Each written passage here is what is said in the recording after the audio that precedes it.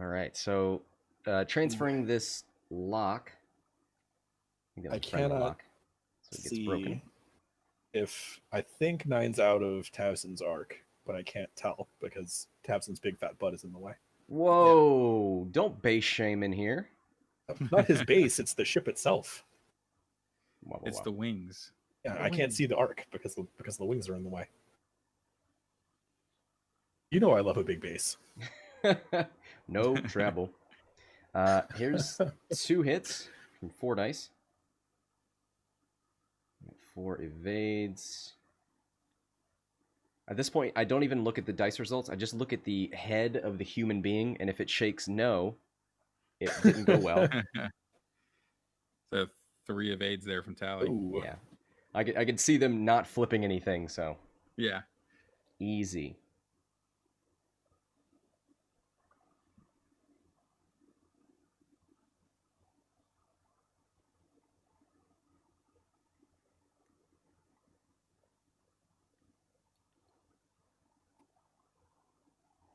Ooh, what are we looking at? Here's 3 dice. I think this is LaHughes. Yeah, it's LaHughes on Neon. Yep. Target lock. Oh, it's 3 paint, whatever it is. Blank Hit focus, crit. All right, let's go 5 on the troll roll counter.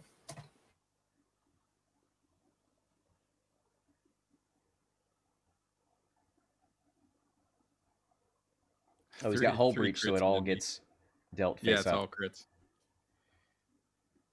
And that one, there shouldn't be anything face down. Yeah, there's nothing.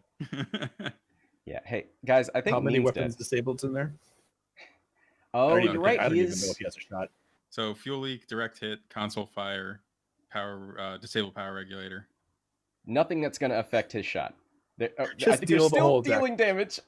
Yeah. Just deal out the whole deck. Look, I don't just give think he your has a opponent shot, the so it deck doesn't and let matter. him turn over the damage cards until he's satisfied. Just put the entire deck face up on 9 at this point. Just throw it in the air. See what falls. Could you make it rain with the damage cards, please? All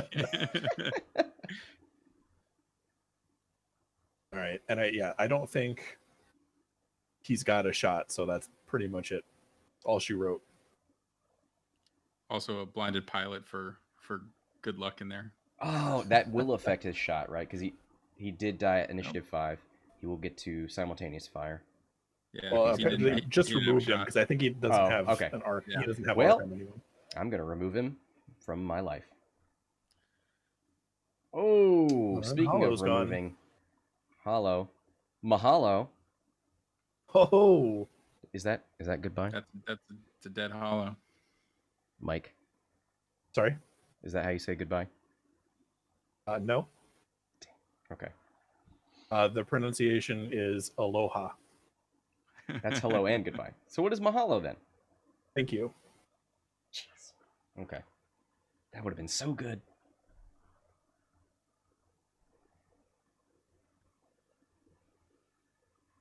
All right. Well, who comes out on top of that trade? I mean, it looks like there's 2 ships in your 3-ship list now. I think Luca's doing pretty well. Yeah, I think on the face of it, you want to say Hollow 56 points, 9 61 points. Clearly the 61 points is in the lead here, but right. You gotta I think that Hollow is really important to this first order list, and you're behind Tavson now. You cannot count on Tavson to get another shot for the rest of the game. Yeah. So it's basically you could use his arc to kind of herd people around a little bit. Yeah. And you're trying to finish things off with the Hughes here. Yeah. Yeah, you're going to be using Tavson as setup for LaHughes shots.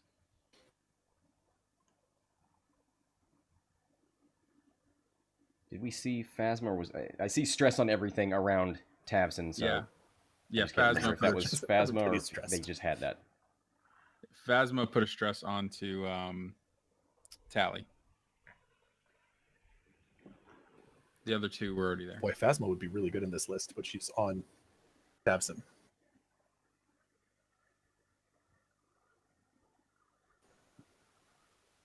Phasma is the same points as Lieutenant Lee Hughes. The TIE-SF Phasma, I mean. Oh yeah. Mhm.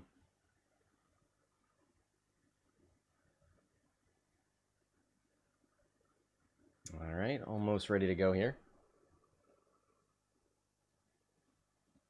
Tabson. He is moving. Oh, advanced sensors, coordinates, and evade.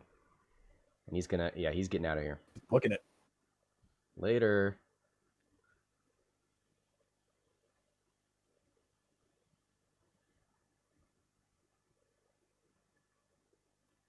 Spread my wings and fly away. Sometimes when I think about what makes up the Hexiled brand, it's probably singing poorly. Yeah. It's flashing dumb things on screen during games. Natties. It's food talk. Mm-hmm. Bojangles. Yep. Whoa, Are we wait, going to I don't know that. after this? Are we authorized to talk about that? Because I will stop this stream right here. Talk about the existence of Bojangles. Is it a secret? I mean, I guess You're it is if you don't live in the American South, but There's the barrel roll from LaHughes. Ooh. S-foils. Get closed, I assume. somebody wants to do a barrel roll.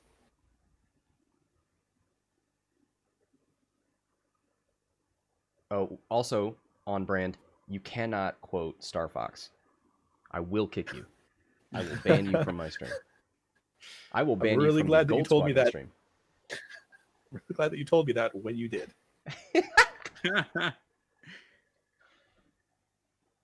Ooh, he might have the bullseye there.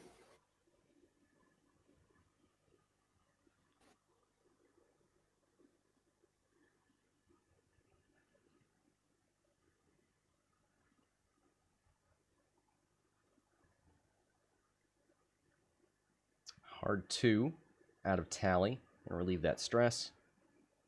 She get by. Ooh, give it that wiggle. Remember wiggling templates in the guides? I miss them. Only if you're an unscrupulous person. Whoa! Never wiggled a template in my life. That's Yeah, right. This man's a liar. Straight line. Yeah.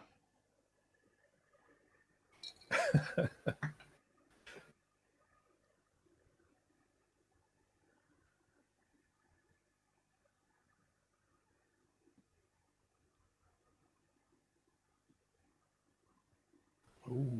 Focus, rotate. I'm surprised that she went for that focus instead of boosting out of Hughes's arc. Maybe Hughes Yeah. does not have arc on her.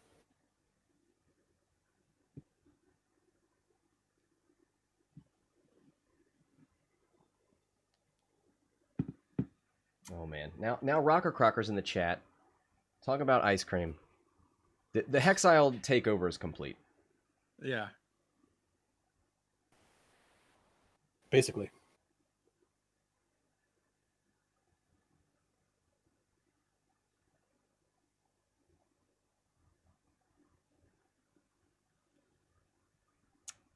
All right, ZZ comes around the gas cloud.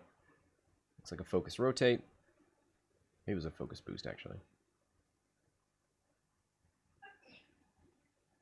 One hit? I think that was LaHughes. Ooh. Oh, this is a double tap. This is the Special Forces Gunner double tap. Unprecedented. No offensive mods. But it looks cool, and that's what we care about. But it was fun. Hexile Gaming. Style over substance. Yeah, no, okay, you're right. Put that on a t-shirt.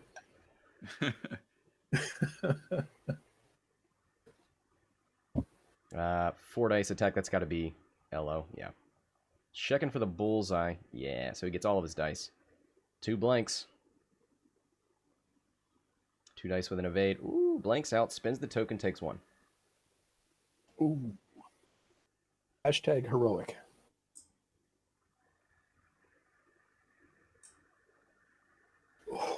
Oh no! That is half points on the Hughes. Ugh. That stings. Ugh. Hashtag heroic to 2, please. It was on the wrong squad. What? Heroic to do because First Order can't have it? Yes. If I can't have it, then you can't have Oh, it at boy. 1. No! 3 blank outs in a row! No! Oh. Oh no. I'm not seeing enough oofs in the chat for what happened with this round. Okay, So more oofs, let's please. Let's go ahead and get some oofs in there. Guys, Maybe a couple if more I don't for see enough pressure. oofs in the chat, I'm pushing points back to August. Don't test That's me. your fault. You got that kind of pull? I'm kind of a big deal. He's gonna push Bowie tokens back to August.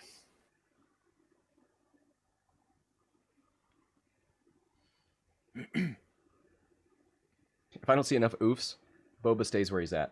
Slave 1 goes down to 0. Hang on. Here we go. Don't make me Giving you mad. all the oofs I got.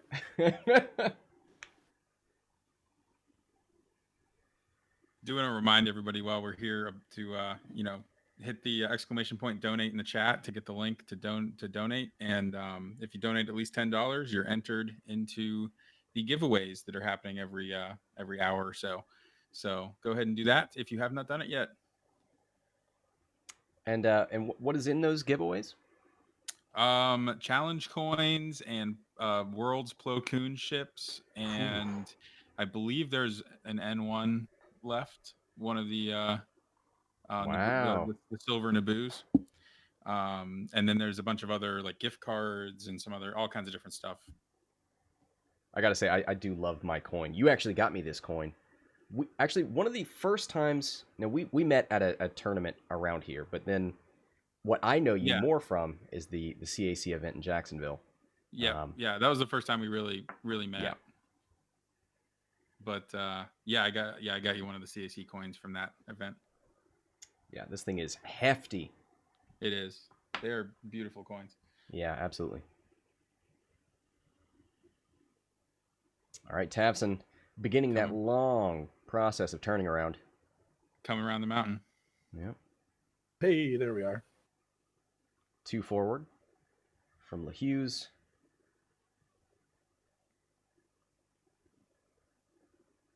See, focus evade. I think one of those, that was the coordinate.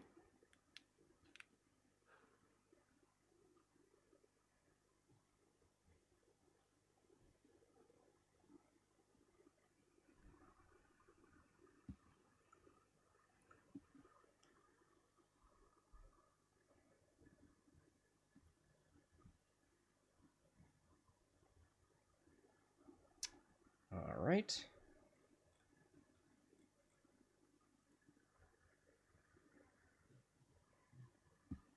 I think he's debating the S-foils.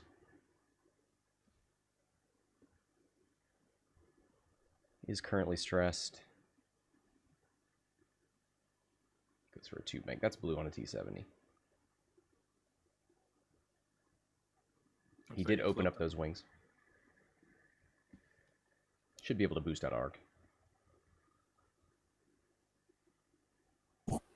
Yeah, there it is.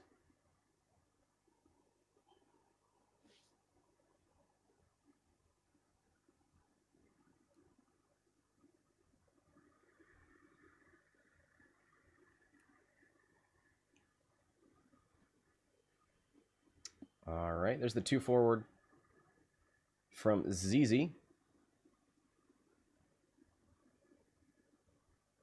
Just gonna double check. No prockets on ZZ. Oh well. Sorry, Johnny. Always got to look. No, this is a sane person. I think she could barrel roll and boost and dodge the back arc. Arc there if she cares. She says YOLO. Does not care. An unstressed A-wing. You don't see that a lot. I think an unstressed A-wing is the resistance equivalent of giving you the finger. I I don't have to Like, I didn't dodge. even- I don't have to I don't even rotate. need Didn't a do it. stress token. Didn't do a thing. I didn't need to reposition. I didn't need to turn my arc. Okay.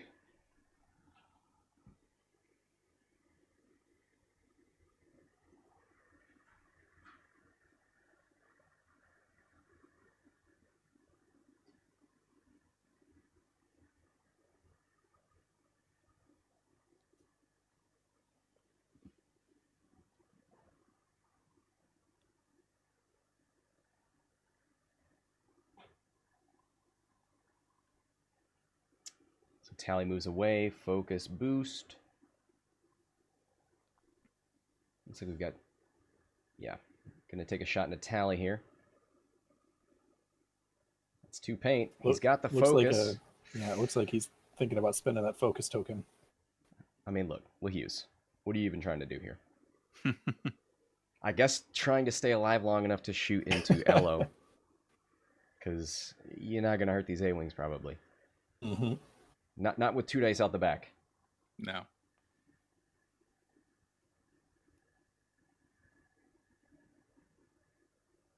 Oh, is he? Tally into Tabson. Yeah, okay. I see the 2 dice. 2 hits. Why did he only roll 1? 1 Oh, attack. never mind. I'm There's 2. just bad at this. Just check the log. Are we going to get Lady Luck after this? Here's ZZ into a tokened up LaHughes. 2v2.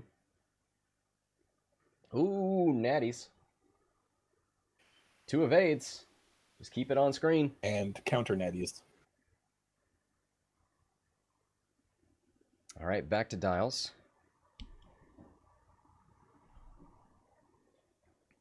So Tabson will be coming around that debris. I don't know who that threatens. ZZ's going to go right. You just keep doing it to keep your arc relevant and keep hurting these A-Wings in the direction away from the Hughes as much as possible.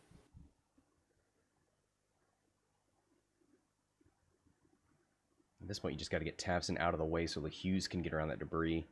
Maybe threaten Elo a little bit. Yeah, I wonder if you just turn the Hughes onto the debris. Ooh, big brain.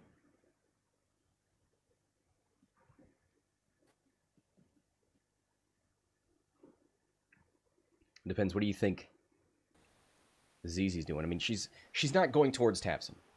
Because if you just bank him, you're not getting a shot on Elo. No. I think she's probably doing a 2-bank.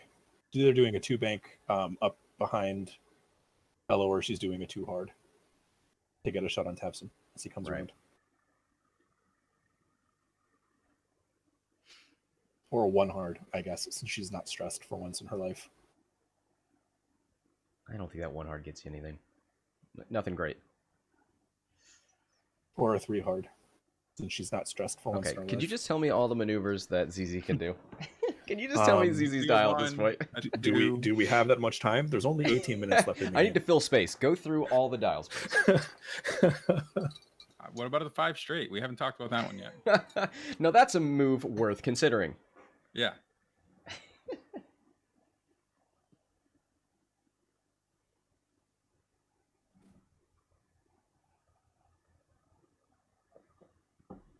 Also on brand, berating commentators for commentating. Yes. Yeah. Thank you, guys. I love you so much. Mm-hmm. Thanks for your help, you big jerk. I appreciate you, even though you're really bad at this. This is your bag. All right, Mallory? Great take. It's getting a little How lighter. well has that worked for you so far, keeping me in line? It just makes him feel better.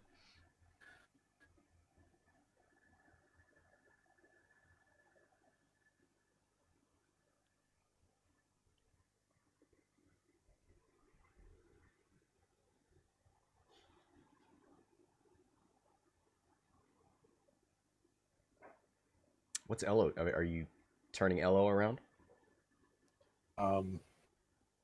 Maybe just a hard turn. Ah, no, Try to come on, catch. Talon left. What are you talking about? Maybe just a hard turn to try to catch the Hughes coming around. Yeah, and Elo's fine, right? Yeah, he's 4-1 in BD. I think this is an advanced sensor. Yeah, advanced sensors Coordinate. and then hard turn. Oh man, remember rotating arcs? Oh, It could be tough sometimes. yeah. You know what? That one's also still tough in TTT. Get the train tracks out. Where's my choo-choo Train train? tracks. Let's GIF. go. Where's my train sound? It's weird because we've been living so long without train tracks that I haven't had to do it, but Yeah. I need to invest in that. I'll put that in the list. I've got a to-do list, things to do for the stream. We'll put choo-choo train on there. I like it. Can it be Thomas the Tank Engine? No, but Ah. only because you said it. Okay, that's fine. That's fair. Name other famous trains. Hogwarts Express, Polar Express. Orient Uh, Express. What about the Okay. the Back to the Future train? Oh, that's a Does good it have one. a name? That is a good one. I don't know. I don't know what the I've name actually I've had that on the back burner for like 4 years. I want to convert my Christmas train into the Back to the Future train, but every time I get close to it, I'm like, no, this is gonna be too complicated. I was. don't want to tear my train apart. I think there's a Trans-Siberian Railroad. That sounds important. I don't know if it's. I guess that's the railroad and not a train. So It's close. I like it though. stay on topic, Maui. The Flying Scotsman. The Orient Express. Yep.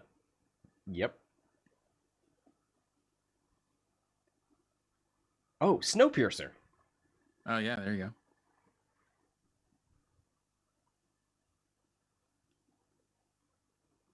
Dinosaur train. All right, I think we're done. Yeah. I think that's the logical conclusion. We reached the end of the line. Yep.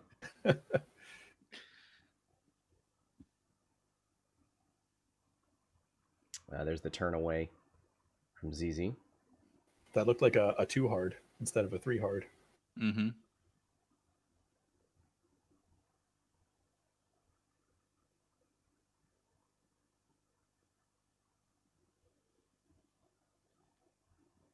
There's the focus rotate. He's out of Tabson's arc. Going to take some shots there. Ooh. Tally's hanging out in that arc for some reason. Yeah, Tally. Maybe not. Maybe don't.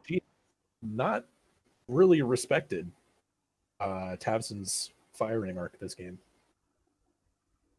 Tally, I know you feel invincible, but now is not the time to show off. Well, it's worked for her so far.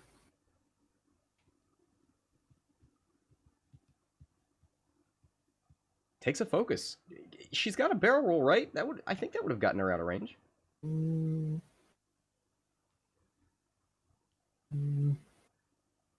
Give that one a hard maybe. All right. When we see this, I'm going to save this game state, and we're going to come back to it. When he checks range, we'll have an idea.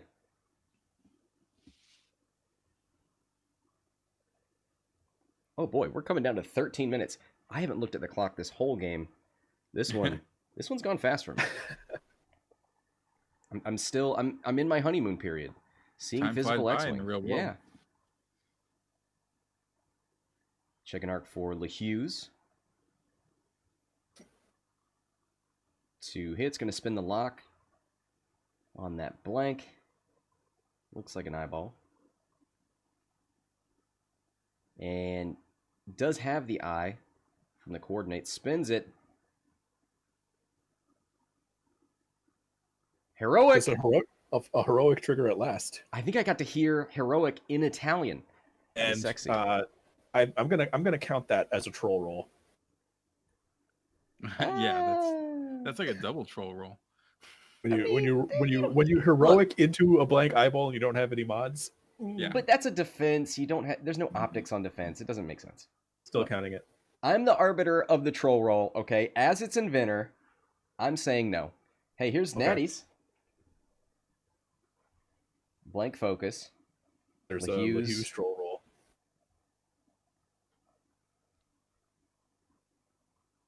GG Blank LaHughes. Very happy with himself. It was fun while it lasted.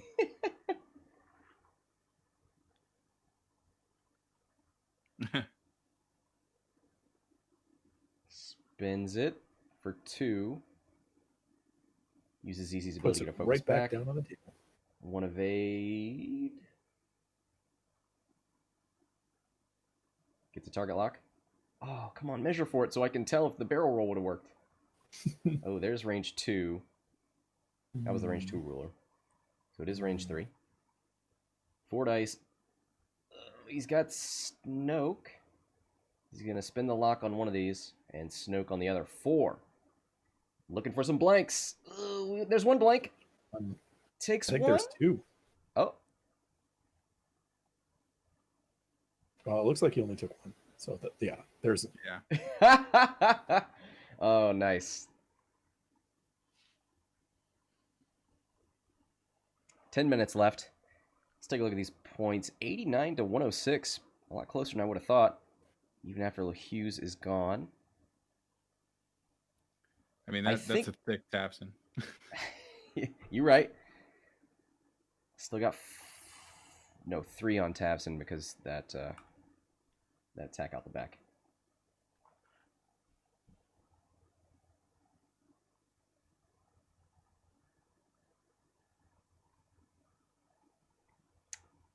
So the Batwing is covering up Tally's shields. Is she shields down, or does she have 1 left? She still has 1 left. Okay. She has 1 left, yeah.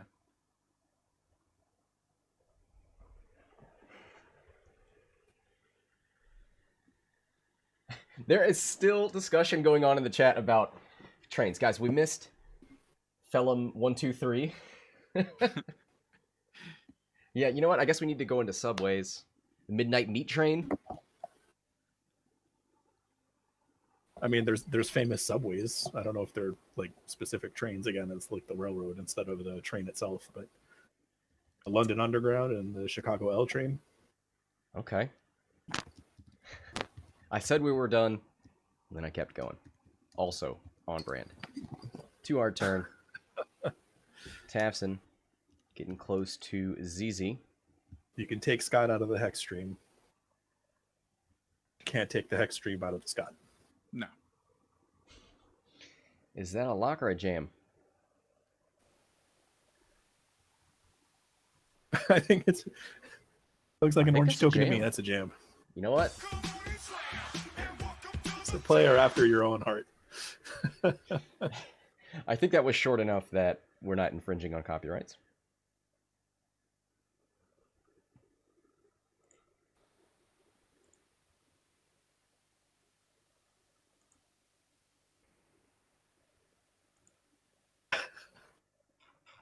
All right. Oh. Uh-oh. Lost the feed there. Awkward. See if we can get that stream back up. Steven, you want to message them and let them know? Oh, Rocker Cracker says the midnight train going anywhere. The midnight and of course also, train to Georgia. Ooh, 2 songs songs in 1 stream. You guys are yeah. lucky. There you go. There's also just any song by Train. So wait, what are the famous Train songs? I mean, the songs like by Drops Train. Of Jupiter. Drops of Jupiter. Oh, okay, yeah.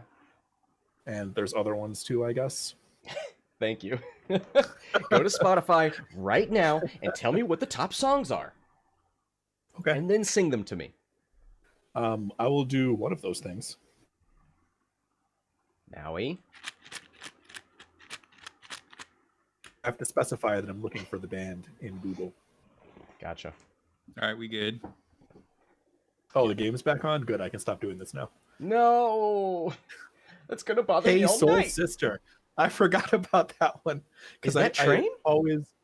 I always make that joke whenever somebody brings Soul Six boy. up. We lost it again.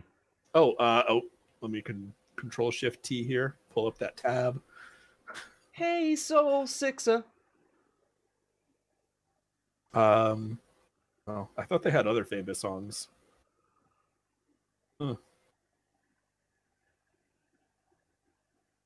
All right, there's the focus boost from Tally.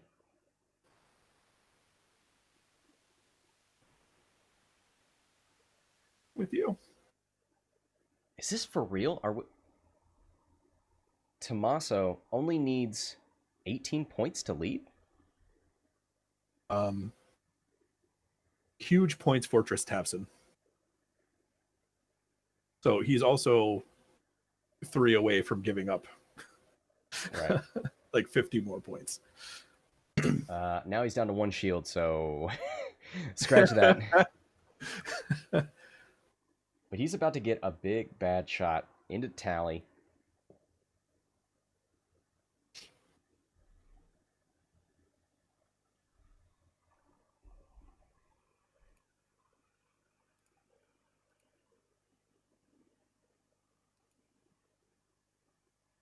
Oh, ZZ's got to shoot first. 2 dice. 2 she gets natty hits. no mods, and she gets the natties and gets her defensive token. Yeah, he spins the focus. It was range 3, so he got 2 defense. Doesn't take any damage. Keeps himself above half, but now he doesn't have... I think there's a lock there. Does he have... Oh. Ooh, I don't know if you can spend that. Oh, I thought Tally had already shot. No, it was Elo. Oh, I don't even see Ella. He's hiding back there behind the wing. camouflaged. Okay, I'm on board again. Elo's very good at playing hide and seek this game. Oh, there's half points on Tabson. 47 points for Ooh, half. you know what? Half points on Tabson is worth more than Tally. So I guess it's worth it. Ooh. There's 5 dice, range 1. Get her. Come on. Let's see. Some blanks and then 1 focus. I see 2 blanks and an evade. It's an evade. He needed to roll natties to live, though. Bye. 4.5 minutes left. 153 to 126. Tommaso needs 28 points to lead, 27 to tie. Half of Elo is 28, but he's also in a terrible position for you to get shots. Oh yeah, there's no way to get Eric on him again in the next 3 turns, which is maximum possible, I think.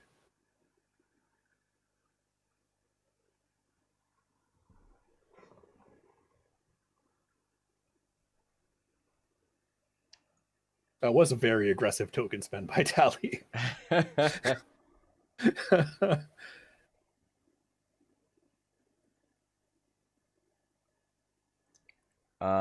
So yeah, we're going down to 1 or 2 turns left.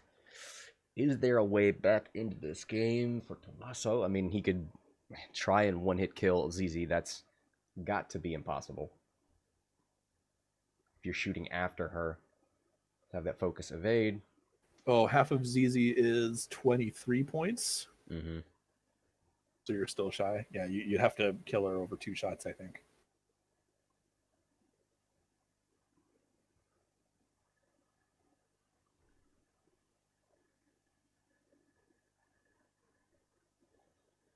Coming up on 3 minutes. There's ZZ. And I think we're good to go.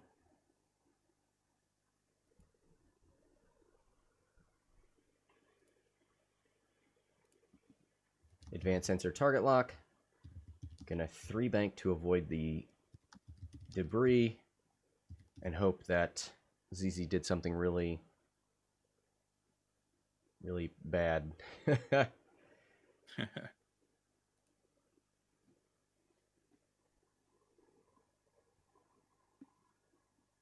Ooh, very nice. Ooh, fits like a glove.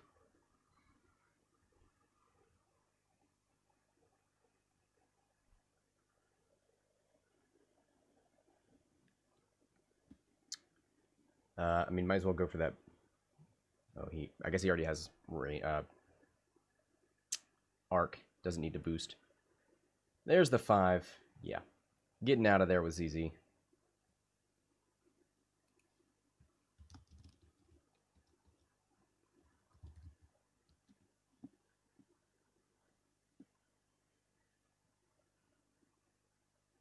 Here's the boost, just to make sure. So the only shots we'll have here are Elo into Tavson.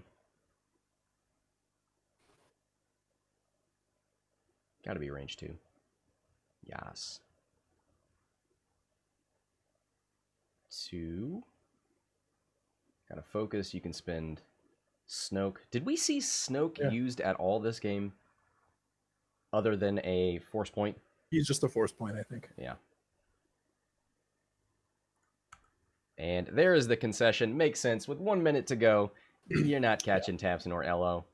When your hopes are reliant on catching is easy with an Upsilon. Filippo is asking that since this is the first official X-Wing match after isolation for them in Italy, that Luca is now national champion.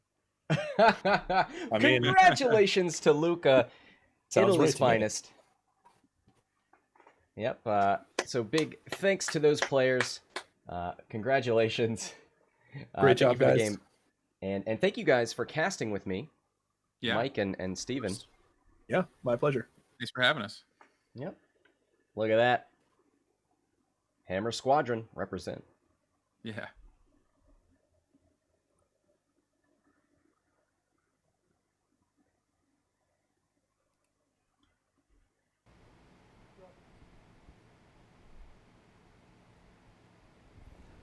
Welcome back. Thanks for the game, everybody.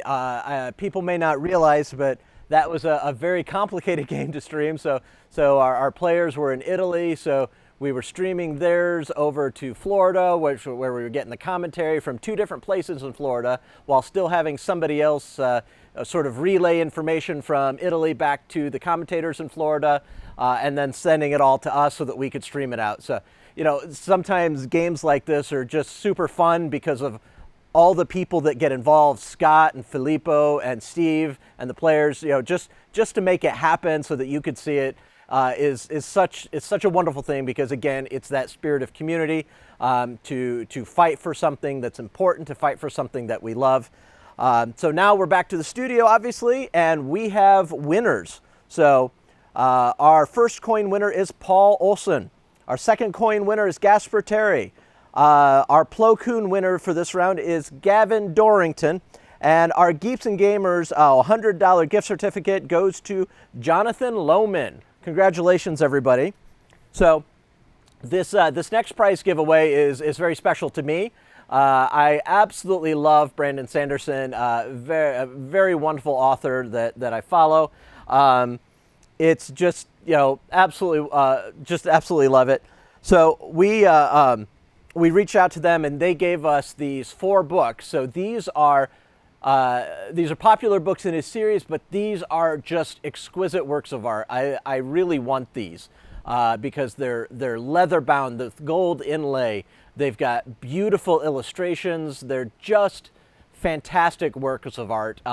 And they sell for about $100 a piece. So the whole set of 4 is about a $400 value. So we are going to go to an interview next. But we will be doing the prize drawing right after this interview. So normally you have about an hour and a half to donate, 2 hours maybe, to get your $10 donation in to be eligible to win that. This time you only have 30 minutes. So we're going to go to a Cliff Cramp interview, but then after that we will do another prize drawing. So just be aware, get your $10 donations in. Let's try to get as much as we can to help St. Jude. And yeah, so let's go watch this interview, and we'll be back in 30 minutes to do another prize drawing.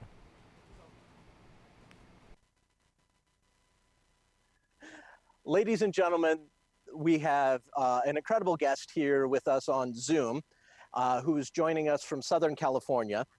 He is a newcomer to the campaign against cancer, and which is great because in his first year of getting involved with us, it's our first year having to do a telethon. So he doesn't know that anything's different than normal. So I would like for everybody to please welcome Mr. Cliff Cramp. Thank you for having me. So Cliff, you are an absolutely fantastic artist. I've gotten to spend time with you at Star Wars Celebration in Chicago. We've talked back and forth online a little bit. I love just going to your website, cliffcramp.com, and browsing through your work and wishing for, you know, wishing for all the money in the world so I can buy every piece that you've gotten. You just have an amazing body. Can you tell us how you got started working just in artwork in general, how you chose that as a profession? Well, I always drew as a kid. I drew as a kid in order to, pass the time. I was a real active kid. Babysitters said that I was real difficult to babysit until they put a piece of paper and a pencil in front of me. And so, and I would get in trouble in school, and I would doodle on all my homework and draw pictures on math homework. And so it was always kind of in me. And I like to tell stories with the drawings that probably my earliest recollection of somebody recognizing it was it's kind of an interesting, funny little thing. I was drawing in the dirt while I was waiting for my chance at bat, and my first grade teacher saw me drawing a dinosaur in the dirt with a stick. And she thought it was cool that I did that, and she brought me a sketchbook like a week or two later and said, "Here, draw in this." So she encouraged me to do that. I come from a pretty, lower middle class, blue collar family that art really wasn't in the cards. But I was the art guy in school, and always doodled. But my dad got sick when I was a freshman in college, and so I dropped out of college to help with the family and run the family business. And my dad never really got better, but I had gotten married and thought my art chances had passed. But my wife, who is hugely supportive, who you got to meet at Star Wars Celebration, I married way above my station. She basically said, you really want to pursue this art thing. Why don't you go back to school? And she supported me in that endeavor. And so it was my duty to just put in the time and effort to develop my craft. And the jobs were sparse. There wasn't really, it's going to sound like I'm old to the young folks, but computers were just being introduced. So everything was still traditional. I was fortunate to be trained at Cal State Fullerton, where I teach now, who had a really good story program, and they allowed you to kind of move in the directions as you got into the upper division classes and where you wanted to go with your work. And I had some really good traditional painters that taught me there. And so I've kind of kept up that tradition, but I use both digital and traditional media. So you mentioned taking the break from school to take care of family, getting married. How old were you when you restarted your art education? I was 19 when I when I dropped out of school. I got married at 22, and it was right around 24, 25 that my wife said, you're good at this business. You have a good business mind, but I know this is what you would really love to do. And it's something I kind of tell young people now. They're way better than I was, the ones I'm teaching now, when I was their age, because I wasn't doing art. But you set goals, and at 24, 25, if somebody would have said that I have gotten to work on the stuff that I've gotten to work on, it would have made me smile and thought, whose dream is that? But you set, I teach them, and I do it myself. You have short-term goals, mid-range goals, and long-term goals. And I still set those even at the stage of my career now, as kind of a veteran, is to set still long-term goals. So But you have to be drawing. I produce a lot of work, whether it's for me or for a client. I'm constantly drawing. I'm currently redoing my traditional media studio right now, so I can't wait to get back into that. So, even at your experience level, it's a constant work, a constant grind to Absolutely. always get better. I teach smoking good people, and it's like, and I tease them. I said, "Guess what? Guess who your competition is when you graduate? Me." But I'm also going, "Whoa, look who my competition is when they graduate. They're really good." I had a semester this last semester where it was like, man alive, these young people, with the opportunities of YouTube to watch and really kind of be mentored by folks at a distance, really get some young people that are dedicated to developing their craft, really working and having an advantage at a very early age.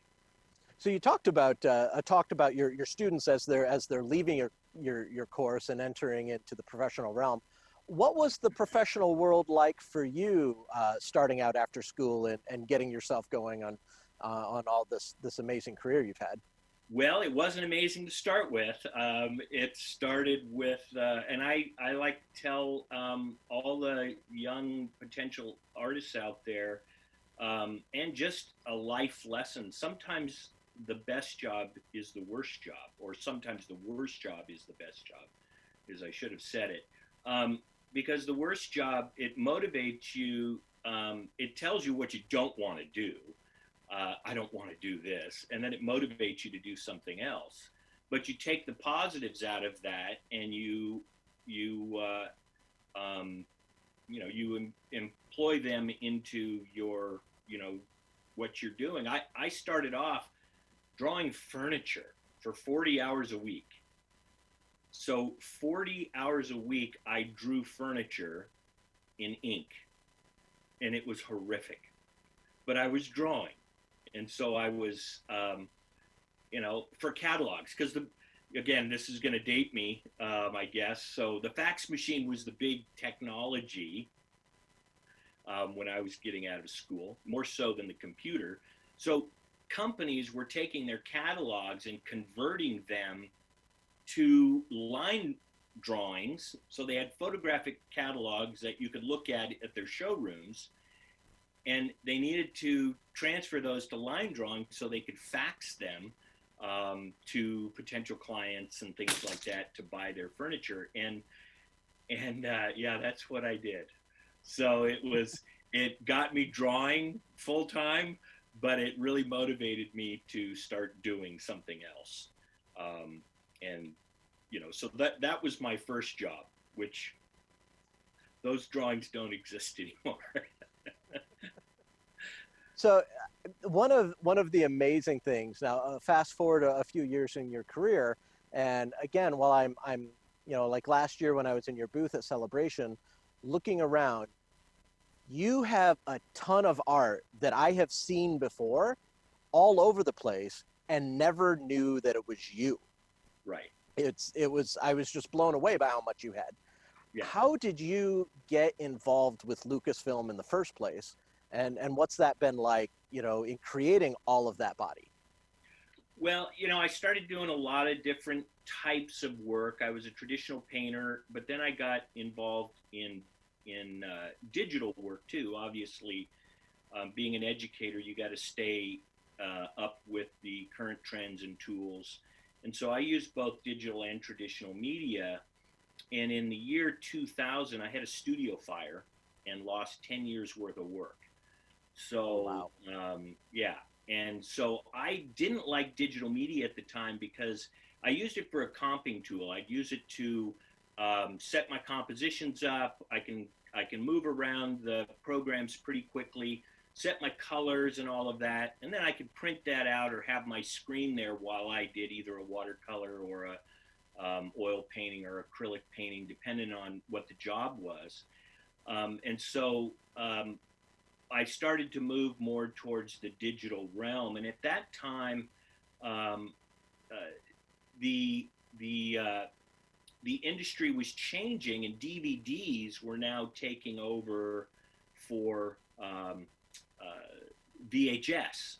So you had VHS covers; they ran their, so technology brought in a whole new, content delivery with DVDs, and so the companies started doing covers for DVDs. So they were doing all new covers and things like that.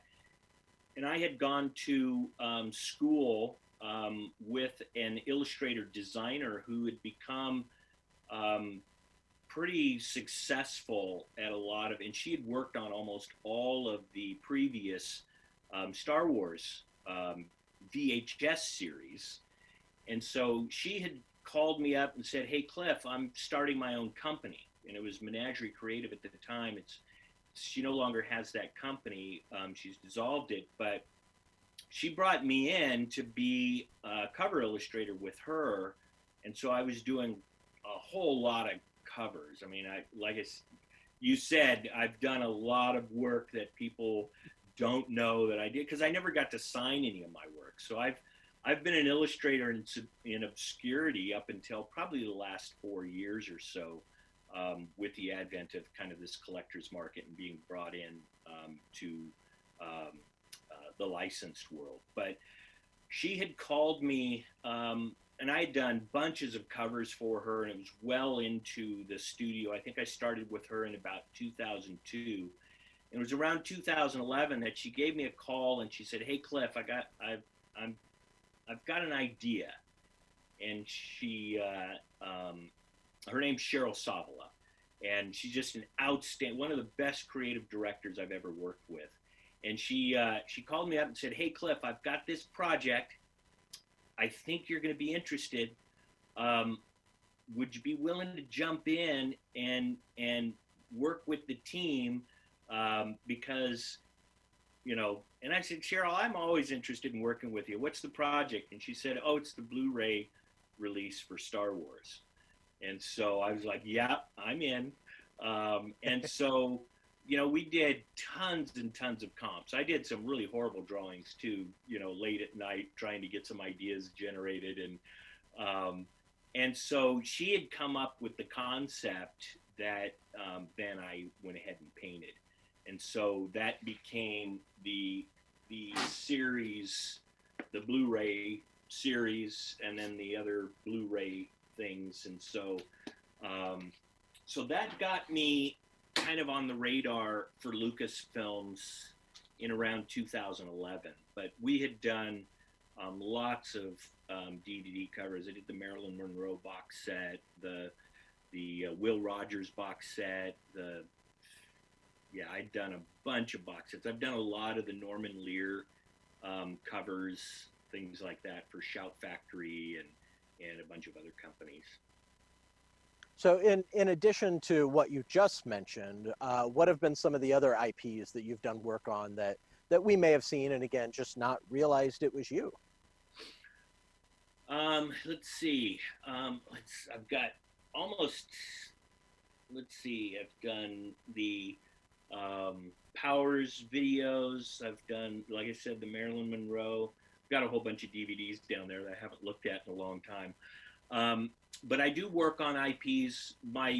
I'm most known for working on Star Wars with Acme and Lord of the Rings with Bottleneck. I've got some new stuff that I've pitched with Bottleneck that I can't talk about, but hopefully I'm moving in a direction of another IP. But I've done Firefly, I've done Aliens, let's see what else, Stranger Things, gosh, I have done lots of Star Trek, which is the competitor to Star Wars. See, some of us love both, and that is perfectly acceptable. I love both too. So yeah, I've done a lot of Star Trek stuff. So I've been kind of tagged as the environment guy.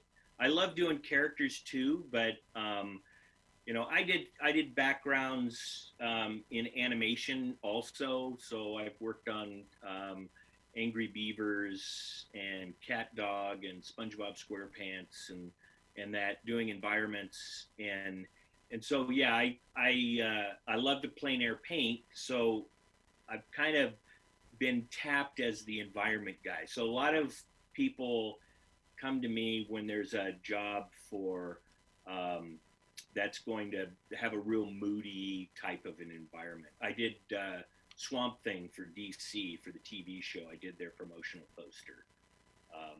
Nice. And that's one of the reasons why they came to me is they said, we want a real moody environment piece, Cliff. And I was like, all right. Hopefully that's not like a reflection of inner turmoil and your closeted demons. Yeah.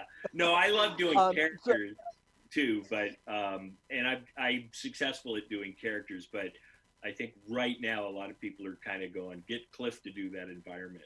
So nice. So, with all the IPs that you've worked on, with the years that you've been a professional and been able to do such a variety of things, what would you say your proudest moment as an artist has been up to this point? Okay, this is going to sound really dumb, I think, but proudest moment obviously is when you walk into Comic-Con and you see your work more than life size. They took the Blu-ray cover, and Cheryl, my creative director, who spearheaded the concepts, I was kind of the wrist on that project.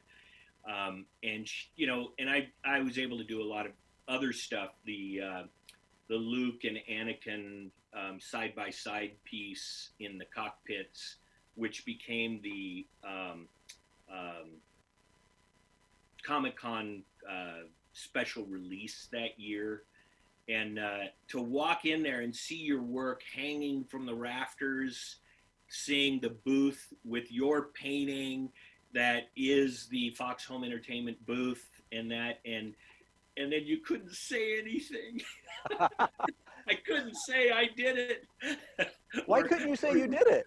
Oh, because the image was released on May 4th of that year, I think 2011. But the DVD wasn't going to be released until September 16th. And so Comic-Con was in July. So they didn't really want me to, or anything, because they didn't want, everything was hush hush because nobody knew what was still in the DVD release yet. So they didn't want people that had worked on anything to all of a sudden get all these calls and interviews like, hey, we want to know. I didn't know anything. I just painted the image.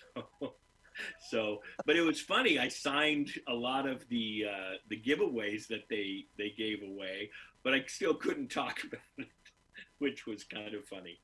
That's interesting. When I started off, probably the most satisfying, when I said it's kind of dumb, the Star Wars thing is obviously seeing the Blu-ray release, working on it with a really good friend, and then us walking in to the convention hall and just seeing it all up there. It was fantastic. But I'd say probably the most satisfying thing for me was really early on in my career, because my wife is super, super supportive, and I would not be in the position because, she worked full time while I went to school, and I worked part time. So my success is just as much as her success because of her sacrifices.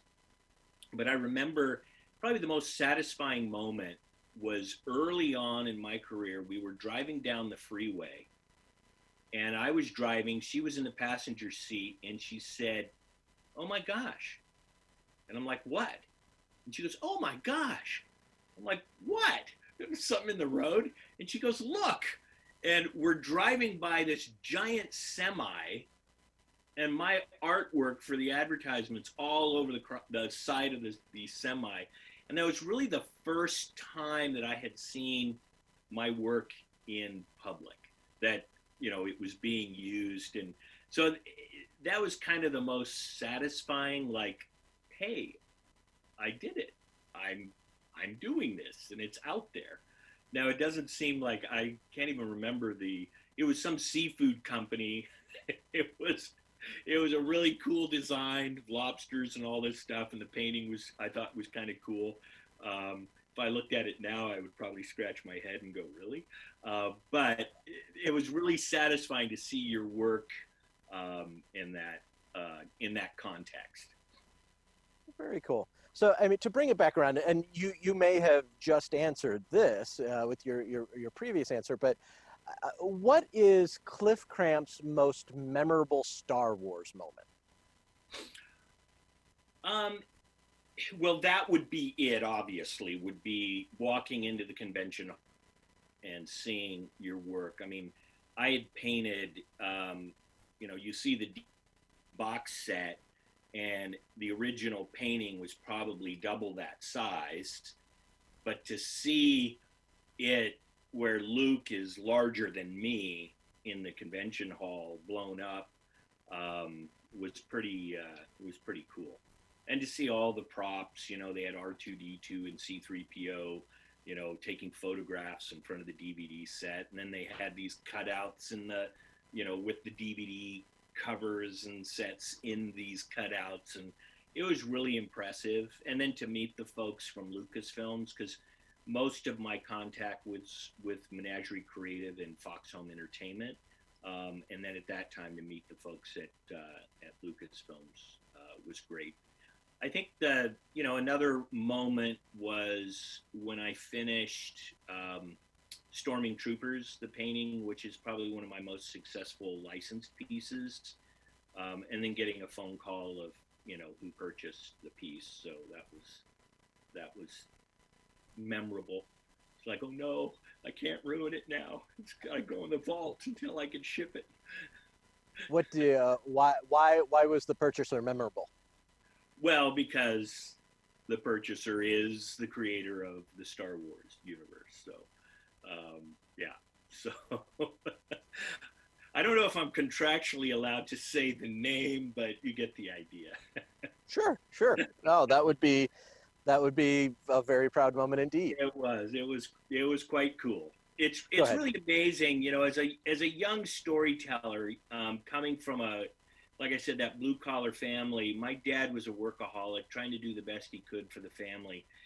And I remember one Friday he came home early on a Friday afternoon, and it was like, "What's Dad doing home? He never comes home early from work." And I think I was a freshman in high school at the time, and he said, he said to the family, "Hey, there's this new movie out that's all the rage. You guys want to go see it?" And it was Star Wars. And for him to come home early to take the family to go to see this Star Wars movie, and to see that scroll across the screen, and then 40 years later, somebody purchases, the creator of Star Wars purchases a painting from me. A little kid, or not little, but a freshman in high school would have no idea what that future would hold. So that's kind of a pretty precious moment. So you mentioned in our talks early last week that you had something. So this is a fundraiser. This is we're working and raising money to benefit St. Jude Children's Research Hospital, as well as the Telethon Kids Cancer Institute. And you mentioned that you had something that you wanted to contribute. Can you tell us a little bit about that? Sure. Actually, I don't remember what painting, when we met, I don't remember exactly which painting I was working on at Star Wars Celebration, because what I like to do is do some live paints and just show people how I work while I'm in my booth. And so I had try to do one painting a day in the booth. And so when you had asked, I thought, well, it would be wonderful to donate one of the pieces that I worked on during Star Wars Celebration. So I don't know how well you can see it with the glare, but you will get a high-res digital copy. This is the Yoda piece in his entryway to his little burrow there. So So yeah, I will be donating one of the pieces that I did at Star Wars Celebration. That is fantastic. Thank you so much. That that is an incredible piece. And actually, I think I did stop by when you were working on that. Uh, well, I should say I remember it being there, whether you were Yep. still working on it or if it had just been completed. I'm not 100% sure, but I remember seeing it and thinking that it was just very, very cool. And it's an original piece, so It's an original casing painting. Yes. that is fantastic. So, what? So I mean, obviously you get asked to be a part of things like this all the time. Mm-hmm. What made you say yes to our request? Well, it means a lot to me. I mean, I do get asked to do a lot of different things, and I have to say no to a number of things. And when we talked, obviously, I've mentioned my wife during this interview a few times, and she had cancer the year before the last Star Wars Celebration, and so Star Wars has kind of been a real interesting journey along with her cancer. She was diagnosed with cancer 2.5 years ago, and had to go in for surgery. And it was she had to have 3 different surgeries. And in between her first and second surgery, she was well enough to go to an event put on by Lucasfilms at Disneyland, one of their Disney After Dark, the Star Wars night. And I got to meet Jerry Vanderstelt. I always knew his work, and he knew my work. And we went there. She was well enough to go, and we struck up a friendship with Jerry and his wife that is absolutely wonderful. And then she had to, shortly after that, she had to have another surgery. And so she's now recovered. And so she recovered prior to the last Star Wars Celebration. So when we talked, the cancer charity issues really hit home for us, because of, especially with children, when my wife was going into her oncologist and seeing the young people that were there for their chemo and for, it's just heart wrenching. And so, yeah, this hits real close to home. And so when you asked, it is absolutely a pleasure to be part of this. Oh, we thank you both for your time doing the interview, for your generous donation of an original piece that we can give away. It's just, we thank you very much for being a part of this with us, and hopefully all of us working together can help make some sort of dent in this, and try to just improve somebody's life. I mean, really, that's what we're here to do, is to help these children and these families that are fighting this battle, and help them to have better tools, help the doctors have better tools, and just give them as much help as we can get. So thank you so much for being a part of this with us. Ladies and gentlemen, please go visit Cliff's website, cliffcramp.com. He has just some amazing pieces that you will love to look at there. So, Cliff, thank you. Thank you. Can't say it enough. So, all righty. have a wonderful day. You too. Take care.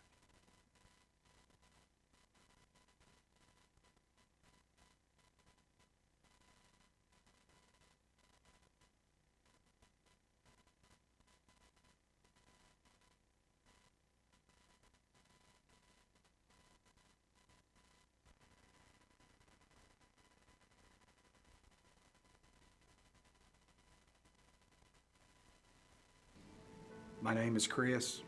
My son Matthew has cancer. We're so very thankful that we're here at St. Jude.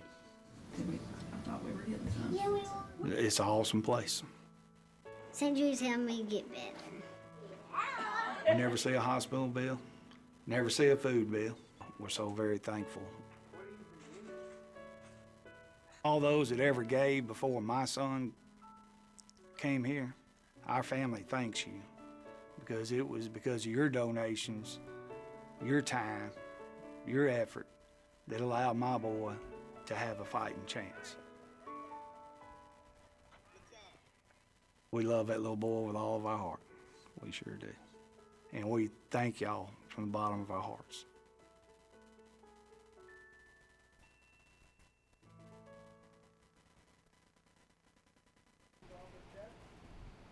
Welcome back to the studio. Thank you for coming in. Thank you for, again, to Cliff for that interview and being a part of this with us. So we are to prizes. So as I said, this was a short prize window. So we have coins. We have Tony Forsyth, another coin for Robert Beals. The Plo Koon ship goes to Brandon Prokos, and the Sanderson books goes to Douglas Fogling. So I really hope you enjoy those books. That's very cool. Very envious of you.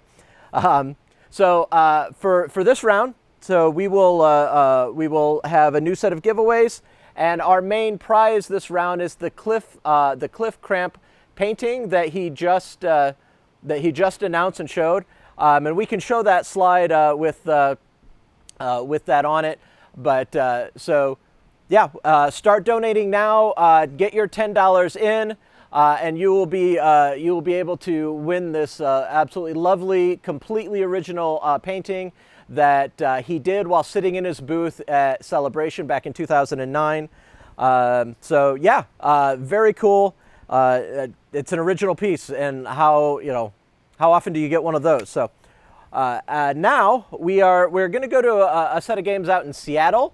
So let's check in with James, aka Boba Fett, over in Seattle. James, are you there? I am here, but I'm having an issue getting my video on my laptop to work instead of the one that's on the screen. We can hear you okay. So Okay. that's the most important part. So can you tell us what's coming up? You guys are hosting a game there. Who do we have playing? It's Jeremy Wilson and Stephen Warner, a couple of local players from our area. They play here a lot. We had a game earlier. We played with a couple of guys. They played, and we cut that off as quickly. We're trying to shift, and probably afterwards we're going to do a fur ball just because we're all here anyway. So why not? You got to take advantage of those times that you can get together these days. It doesn't come as often as we'd like. That is very true. So what are they flying against each other in this upcoming round? So Jeremy Wilson is flying the Empire. He's got Colonel Jendon, a couple of bombers, and it looks like Echo. Is it Echo? Echo, yes. And Echo. And Steven's flying a 2-ship build, which is Boba Fett and Ketsu. Very cool. So we're going to come to this game in a second, but we were going to talk to you because you said you had something that you wanted to add to the telethon on the behalf of the Seattle area players. Can you expound upon that? So when after I was asked if we could do a stream, then I started looking for people to play. Then the next thing I said was, well, I want to try to find a way to raise some money for the campaign besides the regular just everyone donating. So I did a GoFundMe. I also did a couple of our local stores. We did some fundraisers in those local stores, and between those and our 2 squadrons here in Seattle and recon specialists also helped us out on the GoFundMe. We raised $808, which I actually donated into the group yesterday. Very cool. Thank you so much. That was wonderful work. We really appreciate the help. Those things aren't easy. So it definitely takes a lot of extra effort to go forth and do your own fundraising to contribute. So thank you very much for that. We really appreciate that. We love the campaign against cancer here. We're really sad that we don't get to actually play in it. It's one of our favorite things to do. You guys are amazing. Yeah, that was Jeremy. Well, we are excited to put it on, and we were sad as well to have to cancel it, but we're really hoping for 2021. to go to do this, and then to hopefully have 2 coins to be able to have for that event will be very, That'll be very awesome. exciting. Thank you for your support. Thank you for the extra effort. We are going to go to now Scott and Steve, who are doing the commentary for the game. So All take right. it away, Scott.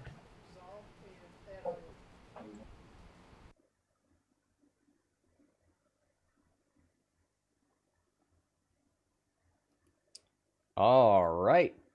Hey, everybody, and welcome. We've got a match here between, looks like Stephen Warner and Kyle Smith. Joining me, Stephen, are you there? Yeah, I'm here. Well, I think Mike's around here too. Yeah, it looks like this match is between, we got Boba and Ketsu versus Greer ZZ. Nope, that overlay is not updated yet. There was a previous match on this mat. I don't have to work on the overlay, so that is all on the guys in Seattle. But it looks like it's 2 Proton Torpedo Scimitar Squadron bombers. And I think it's Jindin with Krennic and Grand Moff Tarkin. Ooh. Tarkin. Now, without looking it up, Mike, can you tell me what Tarkin does? You can spend a charge, and everyone can take a lock on whoever you have locked. Wow, look at this guy. That's why you're an expert. Eh? Sure. Okay. Sure. But yeah, I think, Steven, you and I were talking before the match. There's a nice little bit of symmetry there with Krennic and Tarkin, because Krennic wants you to shoot, wants the optimized prototype ship to shoot what Krennic has locked, or what the ship that Krennic is on has locked, and Tarkin makes that possible. Yeah. Yeah, it's good with Jendon, and Krennic on there. You can get your target lock early, and then you can use the Tarkin ability to get your other ships to target locks, and it's lots of target locks. Target locks everywhere. Yeah. Pretty standard scum build, except we've got Marauder Boba Fett with Han Solo Gunner. That is very like early days 2.0 build. Mhm. But I think after, at least for me, after seeing the Dengar build with Han Solo Gunner, it feels like Han Solo's having a bit of a renaissance. Yep. Yeah, he's showing up a lot these days. Obviously Dengar's using him a lot, and I think people are starting to find other places to use him as well. Yeah. They are actually playing with conditions. The condition is actually ion clouds. So I'm sure they will get that updated soon here. They're just getting the last bits of the overlay done. Do we know what the ion clouds thing? I'm trying to look it up. I think when you hit ion clouds, it gives you 3. So I think if you hit it with any base, you're guaranteed ioned.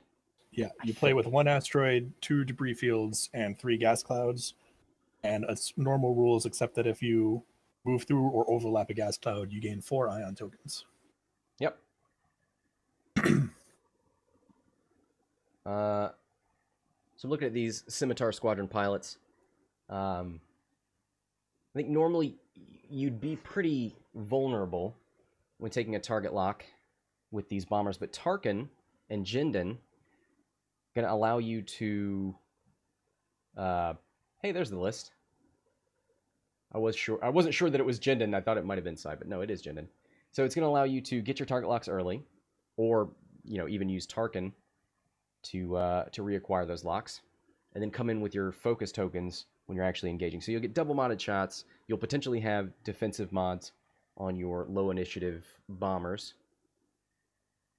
Also, Echo out here. Normally when we see Phantoms, we're seeing passive sensors, stuff like that. And this is a pretty thin Phantom. Just brother. Yeah, I'm sure that the optimized prototype is going on Echo. Oh, yeah, you're right. Absolutely. But with the size of Jendin, if you want Jendin and you want to bring a pair of Proton Torpedo Scimitars, you can't fit much more. Right. All right, so they are going. The conditions being updated. There we see Warner versus Wilson. There's the match.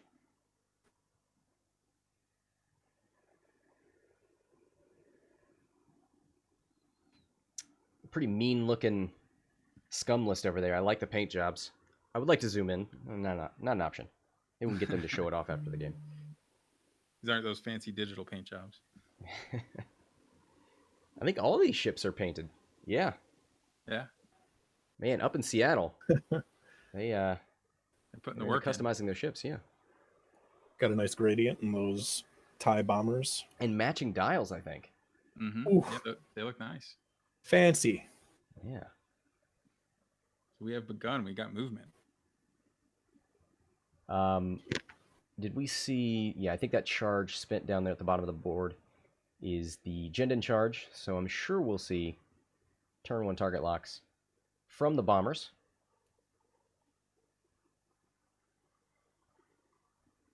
Getting all these nice big stream tokens out. At least the target locks are. That's nice of them. Yeah.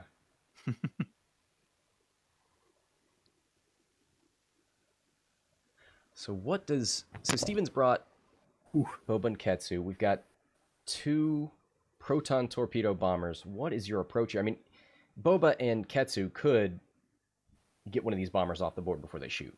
They want to get in there, get range 1, deny the proton torpedo, take a nice fearless shot.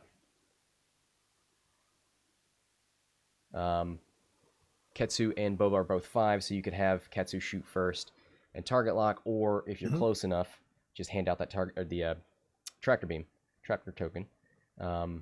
Could see him hand out that token at range 0 to 1 at the start of engagement phase. So you'd have a single evade dice, 6-hull ship, taking two shots from presumably Boba and Ketsu. So yeah, there's a chance that you get one of these guys off before they do that meaningful proton torpedo damage.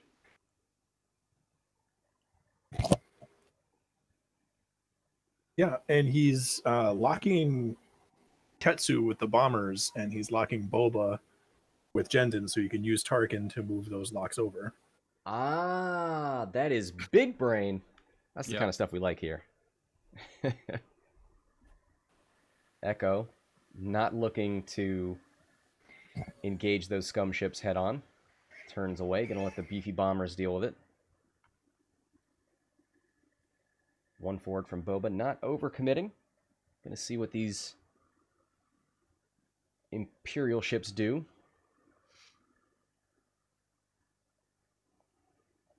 Ooh, nice big focus token. Yeah, both players taking a bit cautious approach here, just trying to figure each other out. No problem there.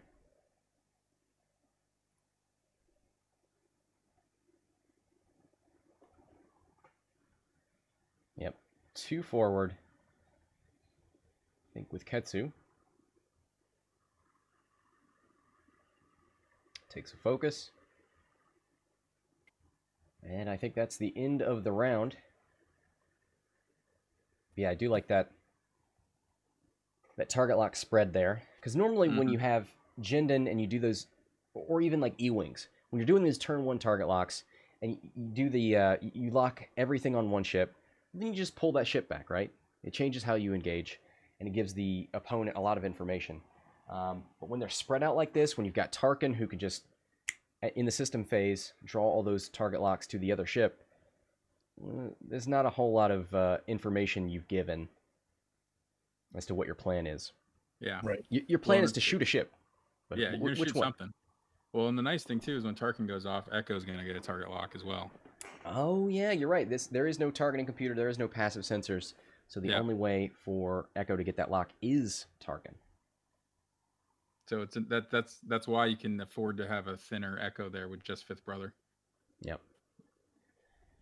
Take a look at how many points is that Echo? 62. Yep. Oh boy. Is cloaked. It's so hard to hit Boba Fett with proton torpedoes because he's so good at range control. But again, not Slave 1 Boba. Mm-hmm. So he's gonna if he dials in a maneuver, he's committing to it. Yeah, This is good guy Boba. the ability to do a fast maneuver and then boost with that medium base to get into range 1 to deny proton torpedo shots. Right. He's still got that. So I'm wondering if Jeremy's going to want to stagger his approach a little bit here to try to make sure that he can't get to range 1 of both of them. Ooh, that's a good plan. I think there is a desire to maintain formation, but you're right. If you stagger a little bit, you can't get range 1 on both of you.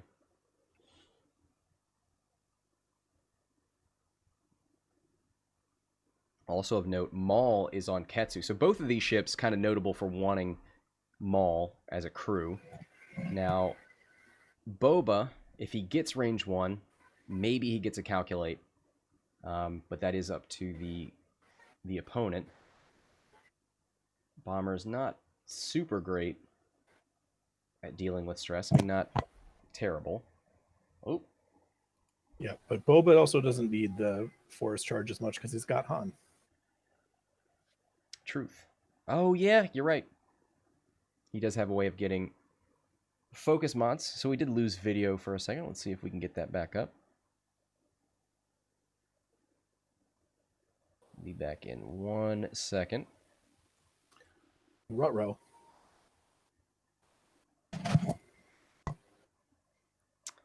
It looks like we lost your video.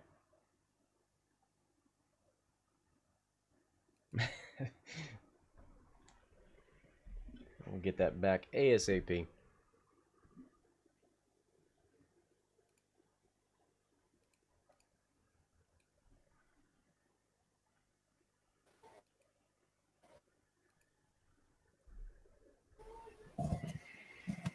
Hey, are you having trouble with the video?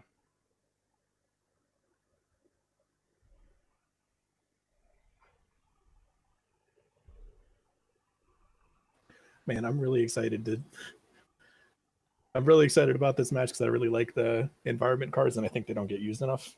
I want to see somebody. So sorry, I think I missed the description of what the effects of the ion or of the clouds were. It's 4 ion tokens, so whatever Okay. it is, it's ionized. Yeah, because I think there is an inclination with the lambda to just drive over, debris and gas clouds and not care, but when they're gonna automatically ionize you, definitely more of a big deal. Oh, and there was something else that I wanted to bring up. One of the reasons that you don't see Tarkin very often is that he requires the ship that he's on to have the target lock action on its action bar. Mm-hmm. And the Lambda does not have a target lock action on its action bar. That's so the what only Krennic is reason he can be equipped there at all is because of Krennic. And I think the only ship that he can go on without Krennic or without a targeting computer is the Decimator. Oh, you're right. Because the Reaper also does not have a target lock action. Man. And targeting computer is a relatively new modification, right? Right. All right. Looks like we got the video back. There we go. So what has changed? We see Jindon banked in, took a focus. We see 2 focused bombers.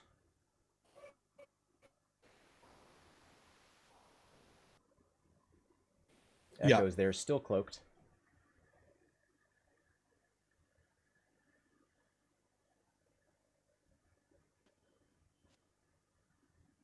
No problem. Sorry, I'm just making sure that I have it now. And there we go.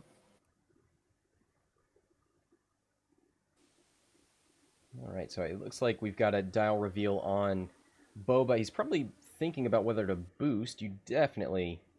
Well, I guess the lock is from Jindon, so you're not exactly boosting into proton torpedoes. Yep. He might be out of range. Mike, can you mute the definitely not Maui? Nailed it. There's Got the 'em. 3 forward.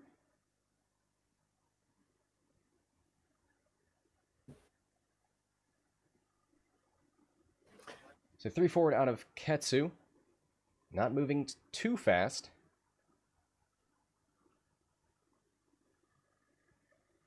No repositioning on the Shadowcaster.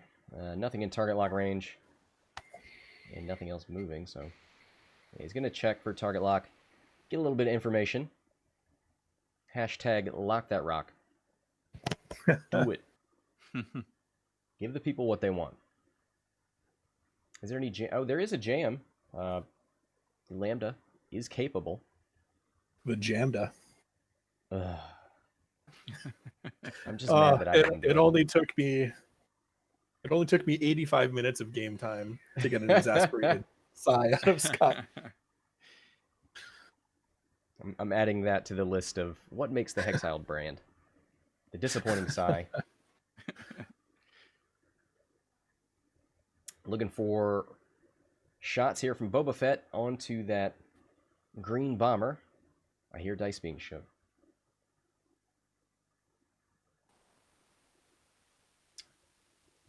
Yeah, he doesn't, and there is no mods here. He had Han Solo Gunner, but I think he wanted to leave the, oh boy, 3 blanks.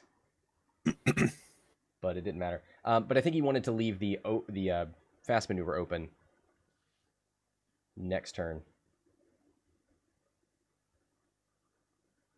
Cloaked Echo can't shoot. Jindon can't shoot.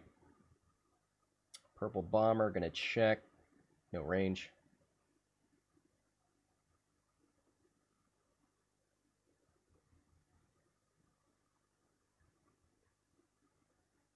All right, here's 2 dice from the Bomber. Is that dice cocked? I guess not. Ooh. All blanks on the defense roll so far. Oh. So is that 0 for 5 on defense dice? I think so. Is it 0 for 6? 0 for 6. Ooh. And Boba Fett's the one that takes the damage. He didn't get Wow. any hits into the Bomber, and the Bomber got 2 into him. What is piddly 2 die primary? The whole world's upside down. What's happening? But I think he's in a good place to get into that range 1 next turn. And even if he goes in fast and crashes, he's not unhappy with that result, I think. No. With Han Gunner, Fearless, like, you've got plenty of mods.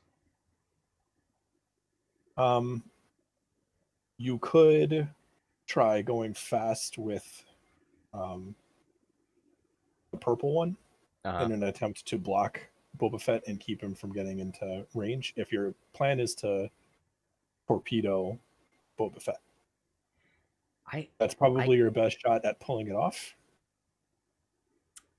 I kind of think you just turn towards Ketsu. That's your other option. Just turn Right, these you've got, bombers towards I think Ketsu. you've got 3 hards on the Bombers, right? Yeah. 3 hard purple.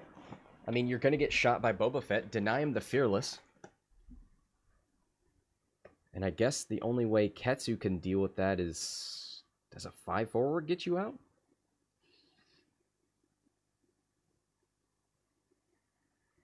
I think Ketsu's here to fight. I think Ketsu's going to come in and joust and try to do some tractor shenanigans.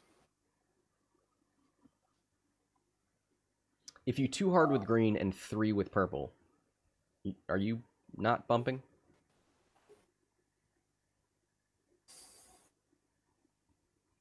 I don't think so. Okay. But there's also an argument to be made for, like, if you're going to do like a 3 hard with green to kind of plug up that gap there, you just do like a bank with purple. Like a I think I see bank. Timo in the chat saying the same thing. What about just like a bank and a focus? Maybe. I'm just afraid of Ketsu moving so fast that you don't get anything. Ketsu doing a 5 straight from Ketsu is not great here, because then those things struggle to turn around. They don't have repositions. Their only turnaround is a 5K. If you stick him in the corner, if you stick her in the corner, She's not too happy. And she doesn't mind jousting with her tractor shenanigans. I mean, a 5 forward and then a 2 or 3 hard next turn isn't terrible. You don't have to K-turn to get arc. No, but I don't see the I don't really see the 5 straight. I don't see him dialing in the 5 straight here. I think he wants blood. What did we just check there? I think they're Whether checking, Echo has a shot, maybe. She was cloaked. I think they're checking target locks for Tarkin. She was. Oh. Oh, that could be it. Oh, I didn't see that little blue token there. Do you need range for Tarkin? Yeah, you still have to follow the normal range restrictions unless he also spent agenda in charge, I guess. Yeah. Oh, okay. Although they're in the wrong phases. So Jendon's at the beginning of the activation phase, Tarkin's in the system phase, so you can't actually really use them together. Gotcha.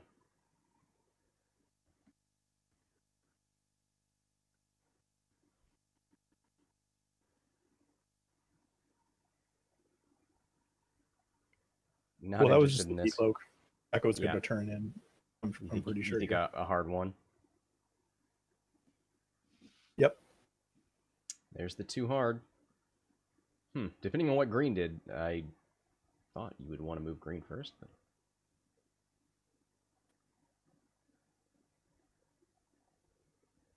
One straight out of green. What? Who moved their lock over? It says 7 moved their lock over. Is that Green's? So he moved Green's lock over. Yeah. To Boba Fett and then did the intentional bump. Ah. To preserve to help maintain range, yeah. Yeah. And to threaten each of them with a proton torp. Okay, I like that. Yeah, and I think it's smart because I don't think range 1 for sure. So. Yeah. All right, Jendon activating. 3 forward. Ooh, it's going to be close. Wiggle. Give it the wiggle. Give it the shuffle. Gonna dab with those wings. Now, do you coordinate a focus to green, or do you take your own your own action? What mods do you have? You just have that target lock. Yeah. Yeah. Coordinate that. I like this. Okay. That's fine too. Yeah. I like Don't that. listen to Maui. I like the Jendon position. It also blocks Boba from being able to really boost in. Yeah. Yeah, this is looking like a pretty good setup. Of course, the scum list hasn't moved yet, but yeah. I'm picking up what Jeremy's putting down here. Yeah.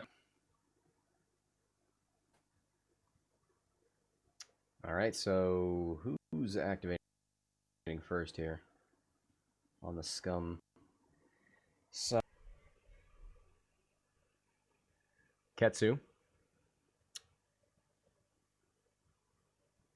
Just the 1 bank. Staying at range, not great with these proton torpedoes. Yeah, he's definitely in range there. I guess you evade.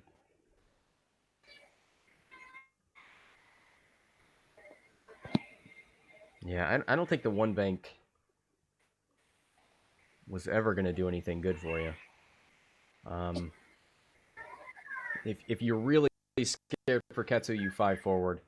If you want to go full aggro, you 3 bank in. Yeah, I would have. I would have liked to see that because Ketsu's ability range 0 to 1. Yeah.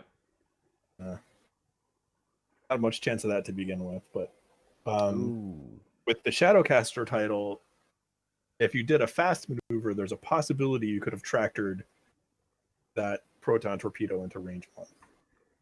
Yeah, right. Go That's real that's fast. a good point. Boba Fett moves up, is not blocked, so gets to take an action. He does have Han Gunner, so he could target lock and end up with a focus. There's no 5s that shoot before him that he has to worry about.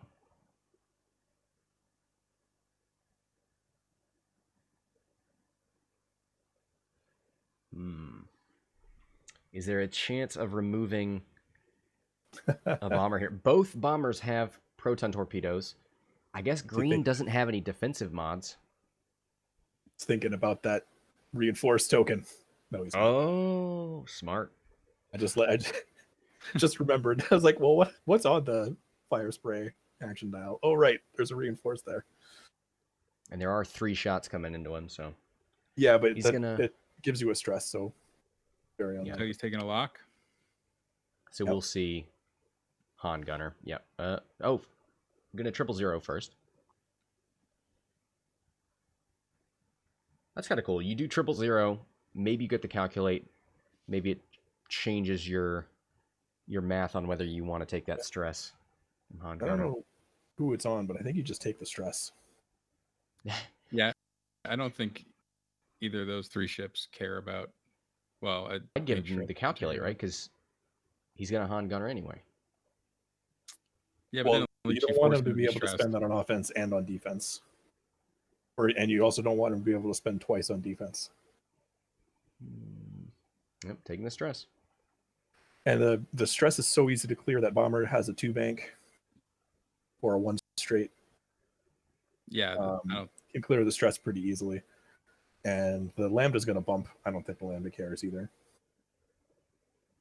Or go fast past Boba Fett, I guess. Right. All right, so purple opts to take the stress. So now we'll see Han Gunner. I guess he could activate Ketsu. Yeah, he wants to activate Ketsu first. Get the tractor in. Mm-hmm. Yeah, range 3. So no Shadowcaster, right? Or does that matter? Oh, is Shadowcaster range 0 to 2? I might be wrong about that. Don't listen to me. I got it in front of me. Nope, as long as it's in your front and your mobile arc. Any range. Yeah, it's Asajj range 0 to 2, but Asajj isn't here. You are correct.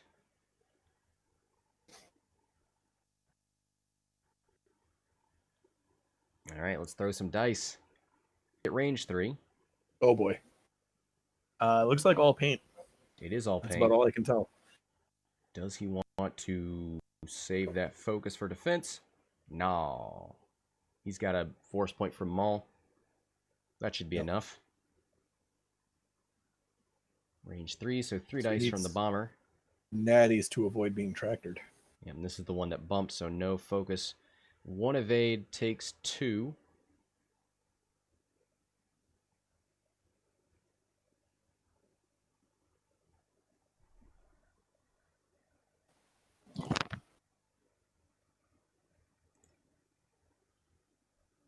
And there's the tractor from the Shadowcaster title.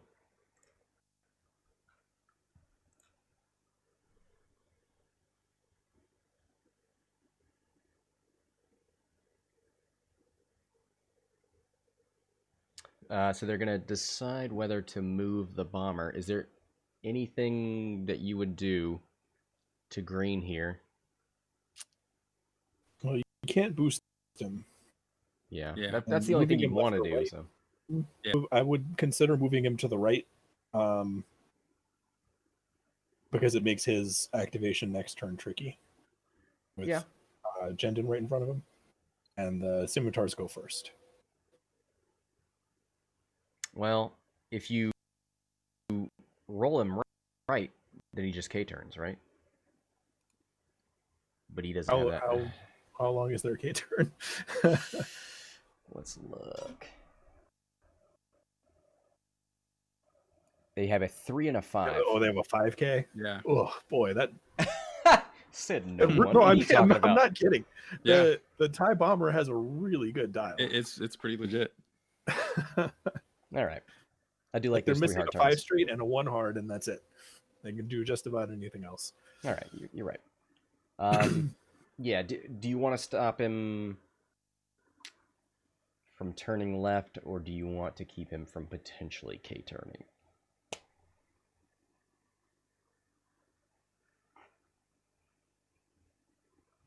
I think you just leave him there. Yep. Now that that's I what know it it has looks. a 5K. So Boba Fett into green. Ooh. That also looks like a lot of paint. He's going to reroll this one with Boba's ability. Spin focus. And we did see the Han Solo gunner there. Spins the focus. Can't see if there's any crits in there, but it doesn't matter. He still only takes 2. Yep. So he will live to put a yeah. torpedo into Boba Fett here. Down to 2. Now, Jeremy, very happy, gets to shoot back, has a proton torpedo. I kind of wish Jendon had coordinated a focus there. Well, Jendon's going to get his fully modded 4 dice attack before the proton torpedo. You're right. Let's. I think there's a part of me that's like, you got to get that munitions out. And it's like, well, it's a 4 dice attack. That's double modded. Then and he's Jendon's shooting optimized. He can strip a shield here too. Oh boy. Oh yeah, we got to do Echo first. Yep, spinning the focus to strip the shield.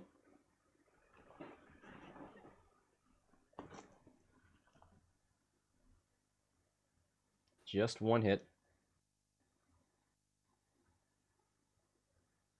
Boba's rerolls. I think it's all eyeballs. Did he not get anything? That He looks got like an one. evade. He got an evade, yeah. Yeah.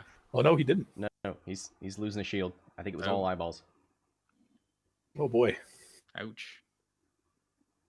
Ouchtown population Boba.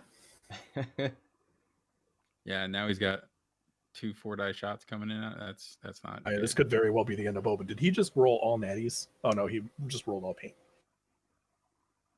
Oh, 2 blanks. Oh, no. Heroic Boba.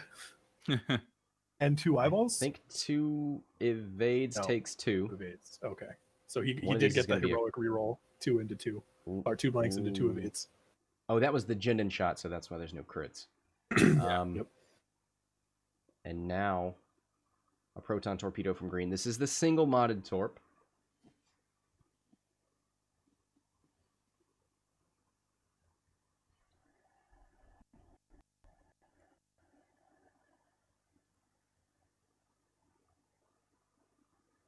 All right, 4 dice versus 2.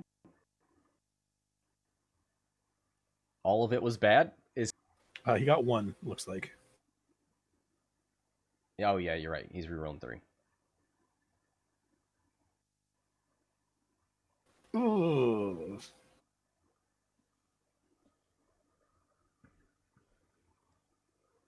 Double mod your munitions, everybody. Yeah. I can attest to that. Although I guess it wouldn't have mattered there because he still had 2 blanks after the rerolls.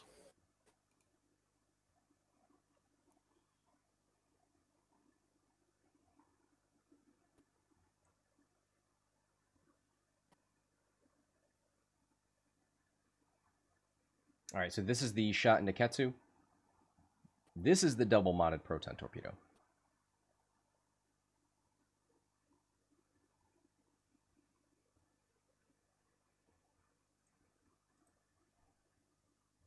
Looks like he's going to reroll one of these. So that's a pretty good roll to start us off. Yep. Oh, boy. 2 from Ketsu. I think he's got the Maul force point still. Mm-hmm. So he's going to just take shields, I guess.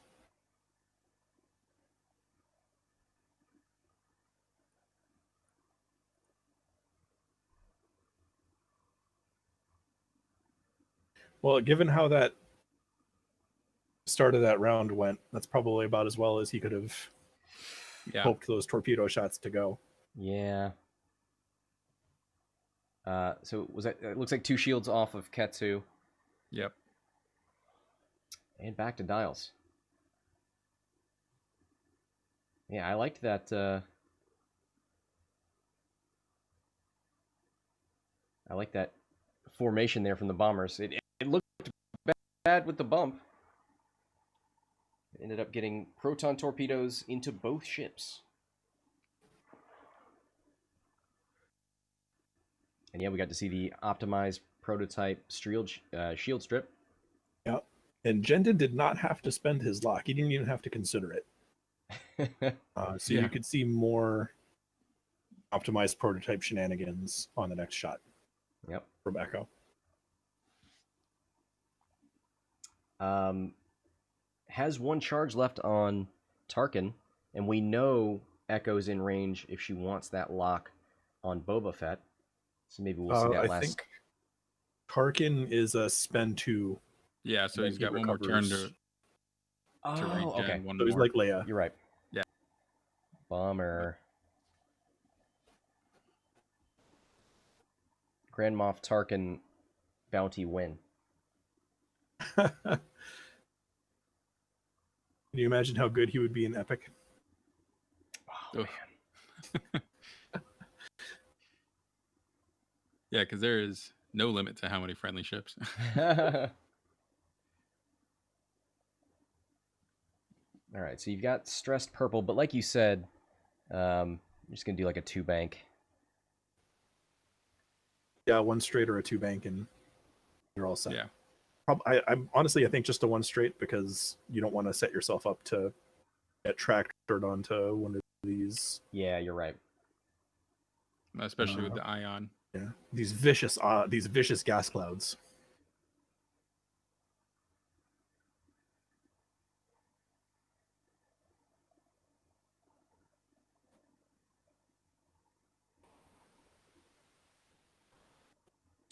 So where are you? We see a cloak back on Echo. Where are you putting her?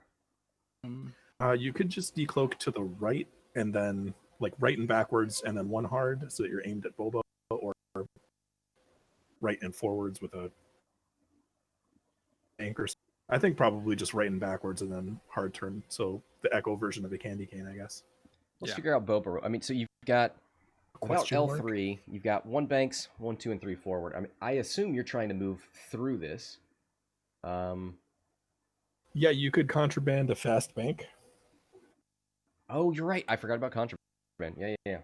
You could still take an action or with you stress. could just try to do like, if you get bumped with Boba at this point, it just means you're taking 1 less shot, and you can still get your Han Solo focus. So he doesn't really care.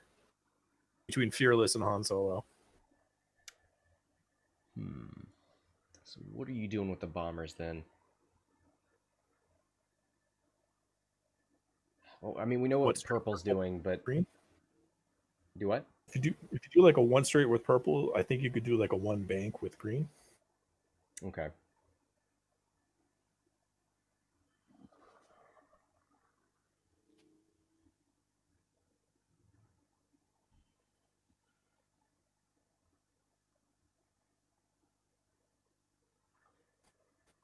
So Boba's got 4 left. Ketsu's got 8.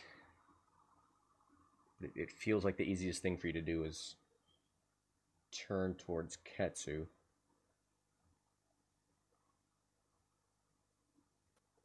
If you turn towards Ketsu, I mean, if Boba's going to bump and shoot at your range 1, it's going to hurt, but if you can at least deny Fearless,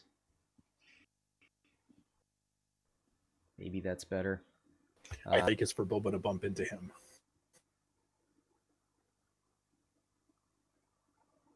Yeah, you're right.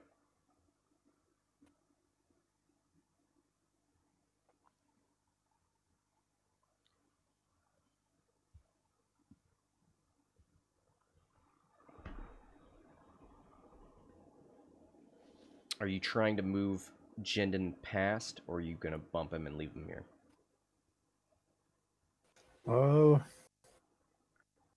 Because I think you have the straight lane.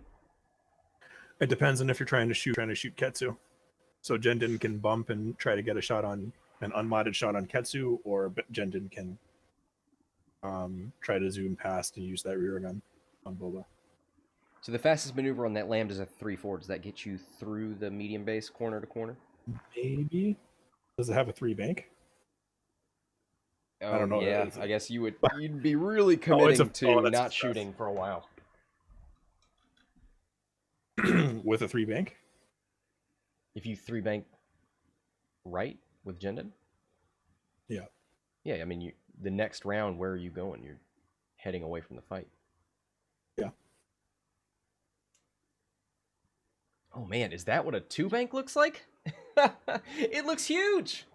Yeah, the 2-bank probably fits, which is what So- Timo was suggesting. 3 straight or 2-bank probably fit. I think that looks Looks like I've never accurate to seen me. that template before.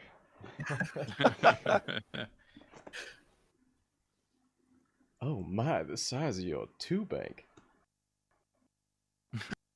Oh boy. Sorry, those jokes. There's the one forward. Relieves the stress. It's pretty close to that rock. Would a roll right and forward put you on that rock? It's pretty close. I think it might. don't think Might so. be worth a try. Maybe. No, but no, I I'm, just don't think so. I'm thinking about the Ketsu. Can he put you on a rock with Shadowcaster or his ability? Yeah, I think it's close, but not quite.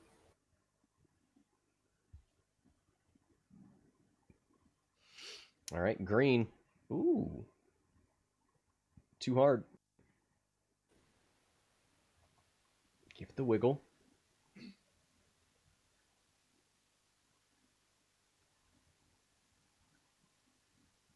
I need Look to at put green on the rock Teamwork. for sure. Oh, yeah, you're right. Oh, best friends forever. Oh, looks like he bumps. Oh, let me bring out the choo-choo train.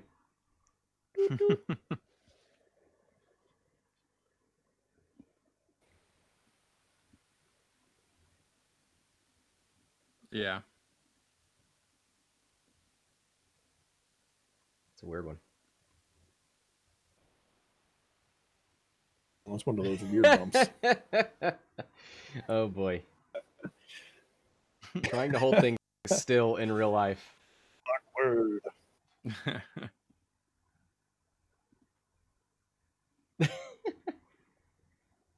Ketsu's just doing like a 1-bank in there, right? I don't know. I And can didn't see him Blue going have a fast and focus token or smashing.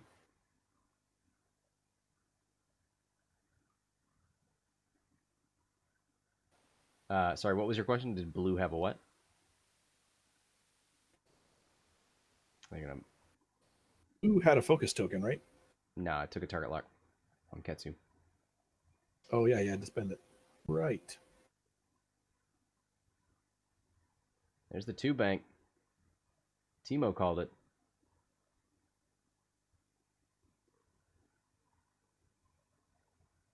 Moves right past Boba Fett. Look at that little medium base.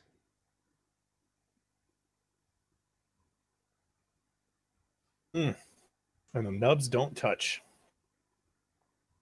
Go ahead and work with that one. Nope.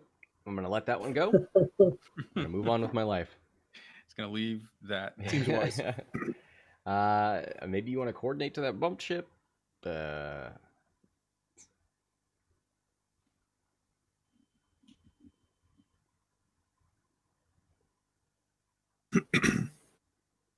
discussing the ion tokens, I guess, from the potential gas cloud. Takes a focus, or coordinates a focus onto purple. So now it's double modded. You know what? That bump from green probably saves him from going on the rock. Yeah. Yeah. Big brain.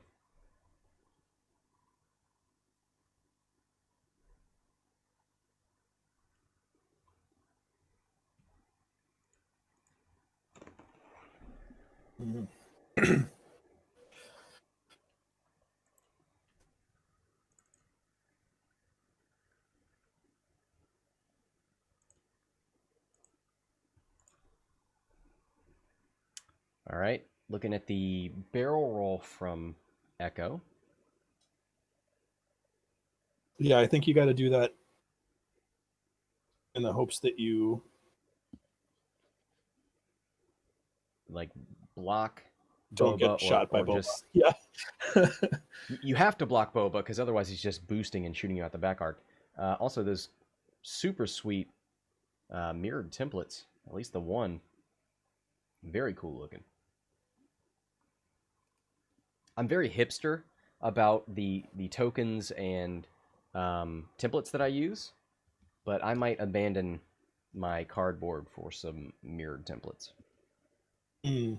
That's a flex I might make.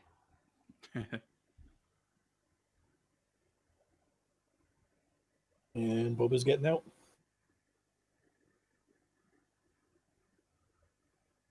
Later, losers.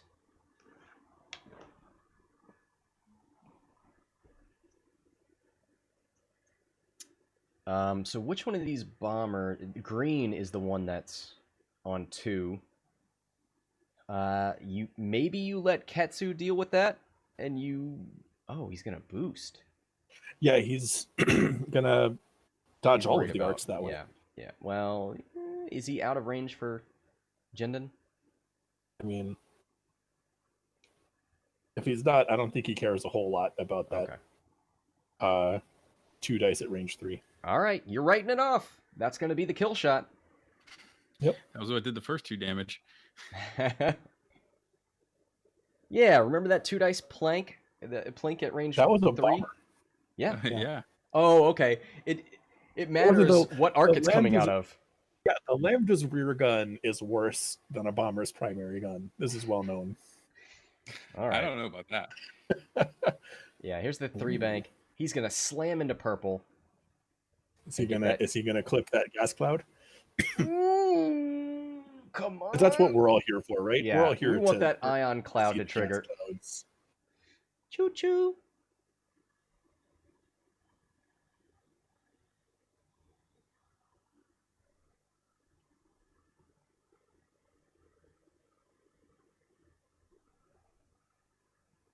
Think he's clear of the cloud. All right. Well, that's just sad. Yeah.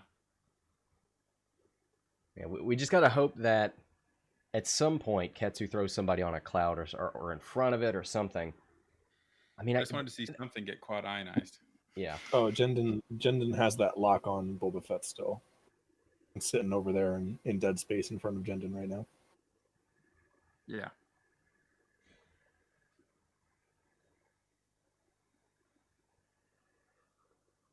So I think we're at start of combat. Ketsu's got to figure out who he wants to... I mean, I think you're going to tractor green, take a fearless shot, 4 dice versus 1, guaranteed hit.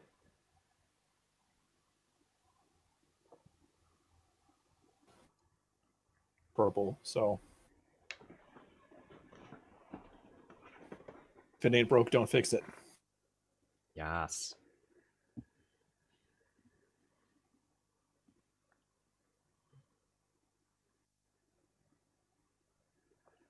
Yeah, they're discussing purple, but come on. Purple's not a problem right now.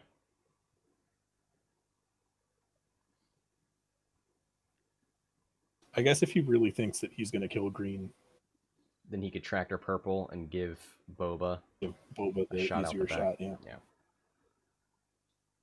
I like it, but I think the second you start Yeah. assuming that you're going to kill that ship is when it There's natties no out and you sure roll. way to guarantee a blankout from Ketsu than to rely on it to kill a ship. Yep.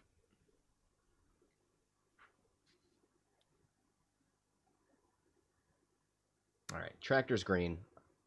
I like that.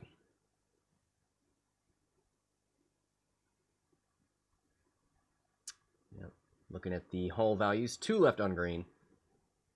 1 evade dice versus 4 with fearless and a force point. There's a whole lot of things stacking up in favor of the scum team.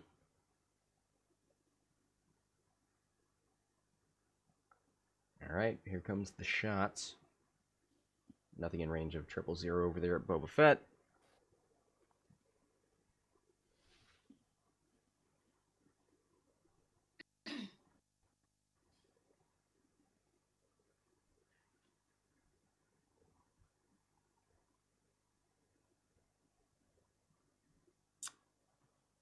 They're going to check 000, but come on. Always good to do it, though.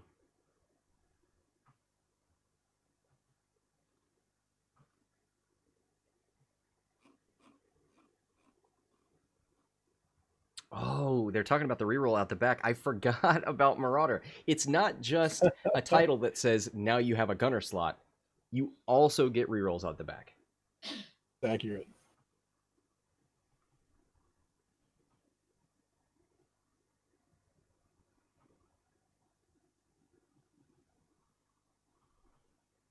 So he's going to go Boba first. Yeah, I think he's thinking about his second shot, and he's thinking that he wants to shoot Echo instead of the purple bomber, I think. Yeah. Okay. He's going Boba into purple. What?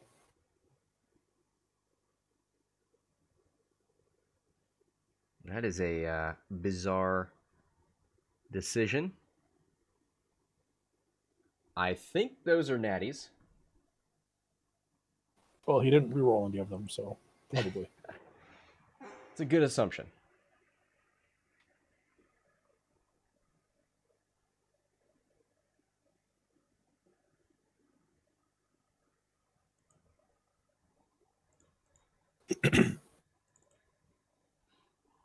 Yeah, I would have.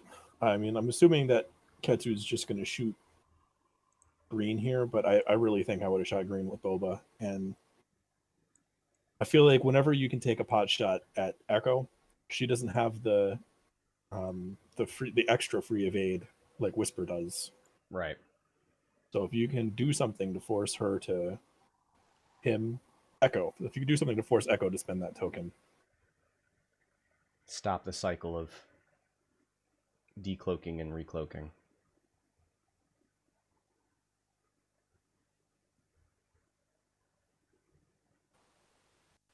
So purple took a crit. so the bomber took a crit. Yeah. Hit crit, even. Here's the Ketsu shot with Fearless.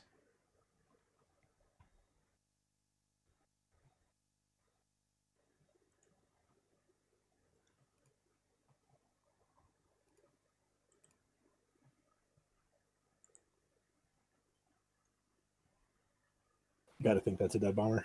Yeah.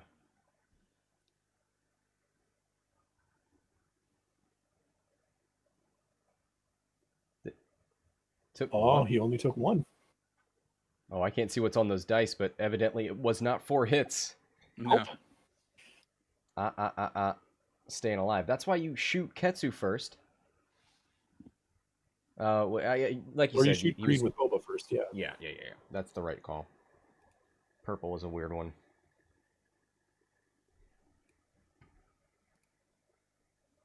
Either way, I think you take the shot at green first, basically.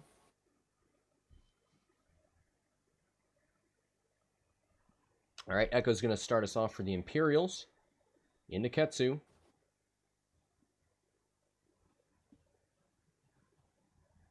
I see a blank in there.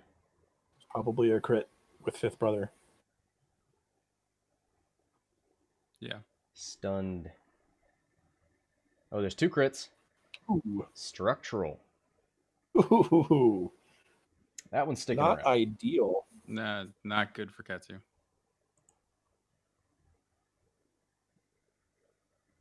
So structural and stun pilot. Yep. Man, those gas clouds are a big deal now. Now they damage you and you're ionized. Well, Ketsu's not really in danger of running over a gas cloud right now. But now, there's no option. Because I think with Ketsu, normally you would crash into ships and then 5k, but not in this scenario. But eventually, maybe that would have been desired, and you probably don't want to do that anymore.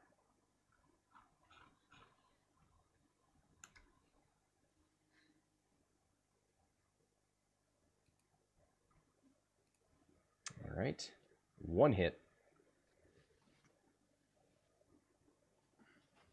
Spins the force point. Just didn't add a Saj? There is no Asajj. Sorry, There is only Ketsu. Ketsu. Yes. Someone was asking what Maul was spent on. Maul was not spent until just then, if I'm understanding correctly.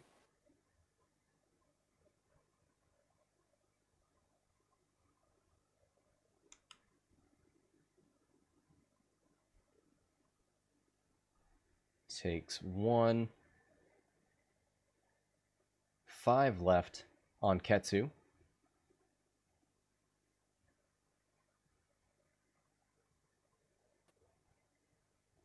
All right, back to Dials. Yeah, green not being off the board this turn. Yeah. How is that possible? But I It's just mean, a slight ordering mistake from Steven there, I think. and I wrote that ship off with that fearless shot with a tractored bomber, and look, Ketsu still couldn't take it off the board. Yeah, that's why you always play to be sure. If your plan was for Ketsu to kill it and for Boba to shoot purple, then you shoot Ketsu first to make sure it dies. Yeah. Because if it doesn't die, then you definitely shoot it with Boba. Or you do the reverse and you shoot it with Boba first, and then Ketsu can just shoot Echo. Or it survives and you shoot it with both ships.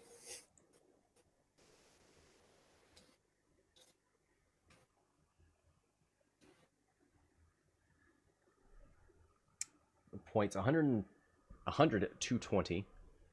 80 points behind for that scum team. 23 minutes to go. Yep.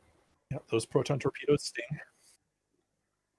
Yeah, I say that with the full awareness that the proton torpedoes did not actually do a whole lot.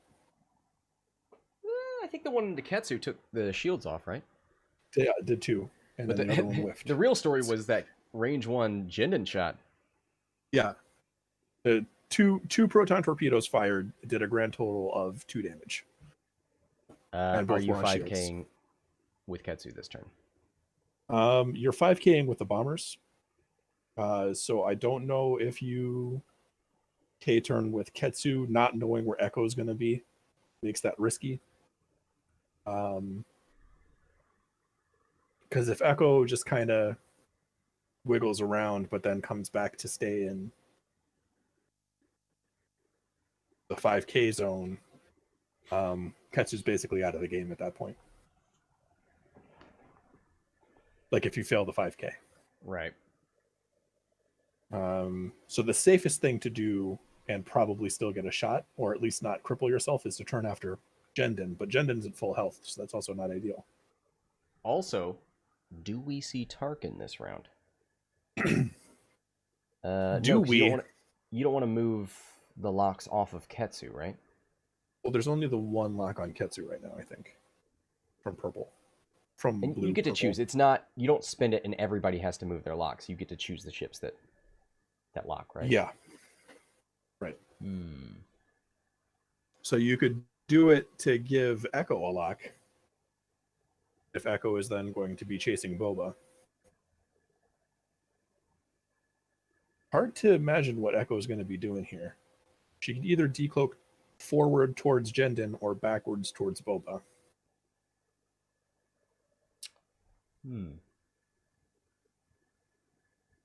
The bombers are probably doing a 5K. Jendin's probably doing some slow maneuver. Yeah, there's no reason to stop here.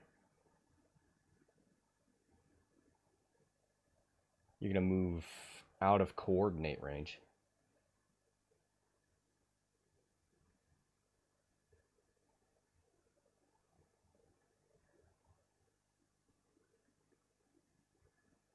All right, system phase.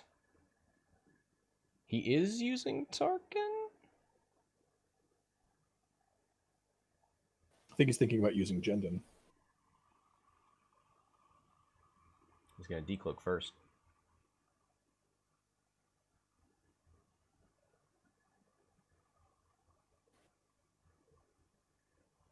All right. I'm trying to stop being surprised by how big a 2-bank is. I listed the 2 options that Echo could use to decloak, and then of course Echo does something else. Because completely And that's forgot the that sort you of expertise you can expect from Hexile Gaming. I totally forgot that you can decloak forward there. Oh boy.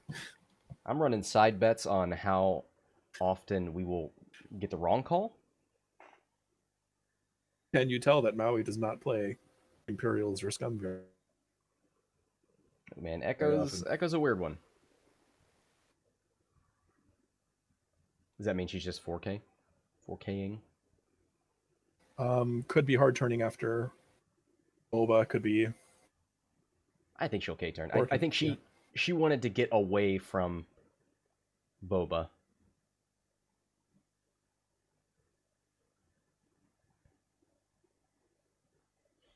We're gonna mark Ketsu. We're gonna take that 3 bank out. We're gonna K-turn this bomber.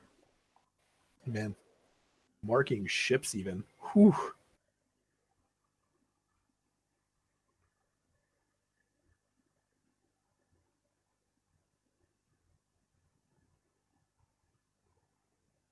And while Ketsu's out of the way, they're gonna go ahead and move the green bomber. Ooh, somebody hold that 2 template. Ooh. Board state. Oh no, it moved. Judge.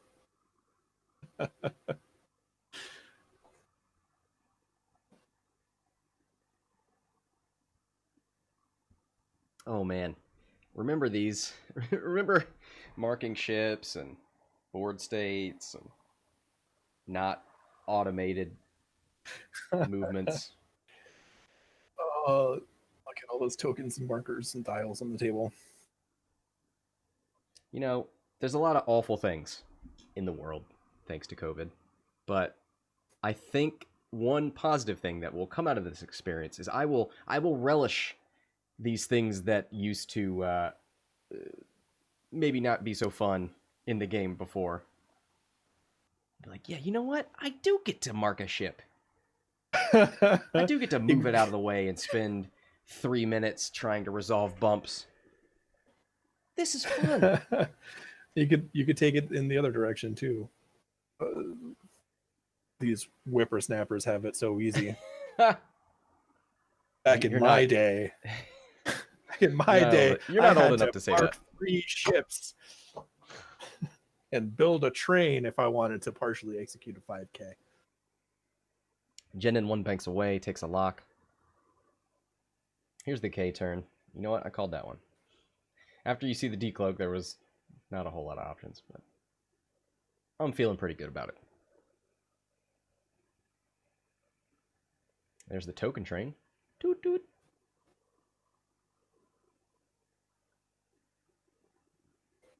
All right, scum ships. Oh. Oh no. Let's talk about what we think they're going to do. And then when the video comes back, you're getting a hard turn from Boba. You know, I wonder if he talon rolled. Maybe I've already forgotten the board state. Oh, I have it. I have a picture memory. Let's let them know that we lost video.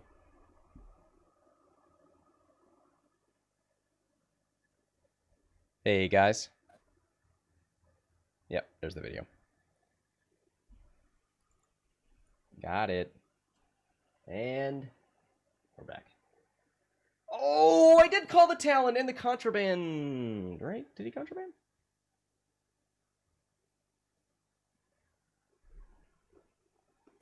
I have to reload the screen. No problem. Yeah, I got it. I'm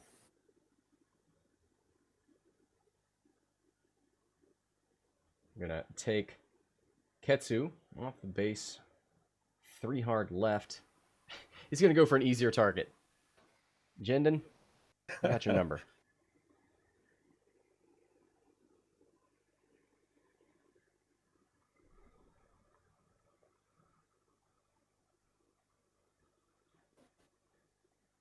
Thinking about that action. Do these bombers have locks on Ketsu? I know Jendon has a lock. Purple does. Purple should still have that lock. That number 6 lock that's hanging out over by the bottom of the board. There it is. That's, okay. That's that arc is weird.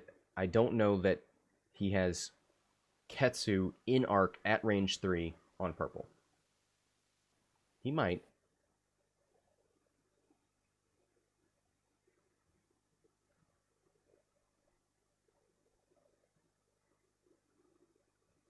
Oh, what are his crits? He's got structural, but you can't fix it. You're not worried about stun, so nothing to fix there.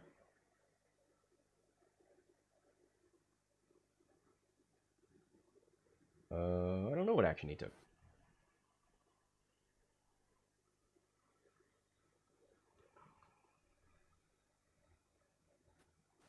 Did he rotate his arc?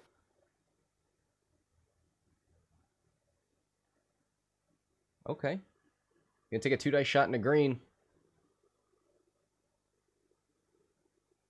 Gonna use his Maul Force.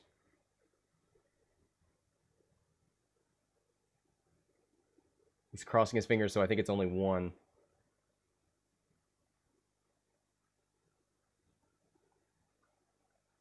Looking for a blank focus, I think. So green takes a damage. And green is initiative killed.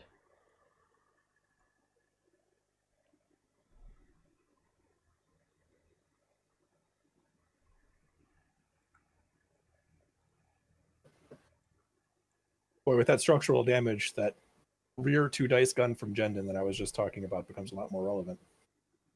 I was just dismissing out of hand, and here it is, looming large. Checking for Echo. I'm not sure what the outcome was there. I don't see Jeremy picking up dice for it, so it looks like we are back to dials. Oh, nope. Is this the... It's 3 dice, so it is Echo. Okay. 3 crits? I think I heard that right. There's a blank. Oof. Is that 2 blanks? Blinded. That is 2 blanks. Hashtag heroic. Direct.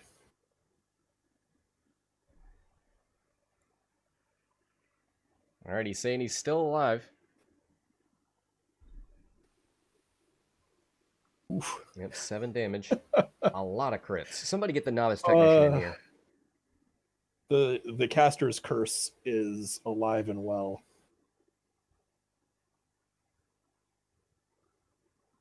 Oh, that was a range 3 shot.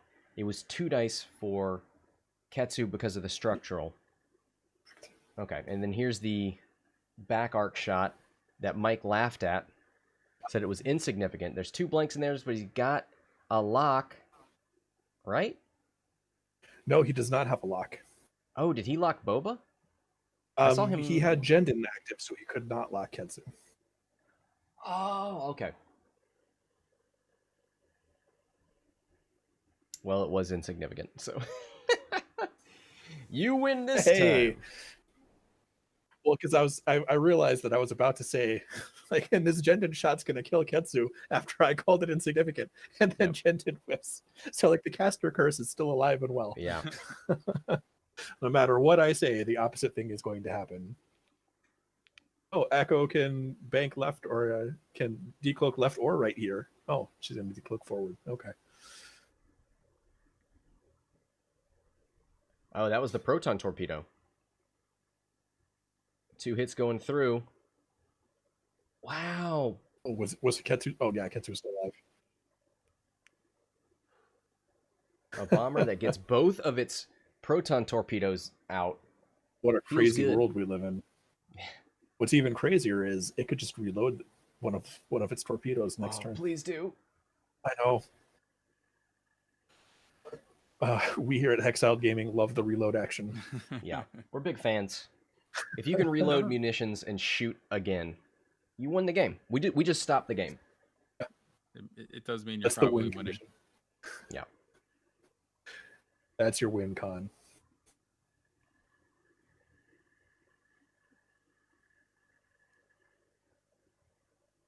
Is there a convention named WinCon? There will be soon. Okay. Now that you've asked. I mean, Trademark it quick.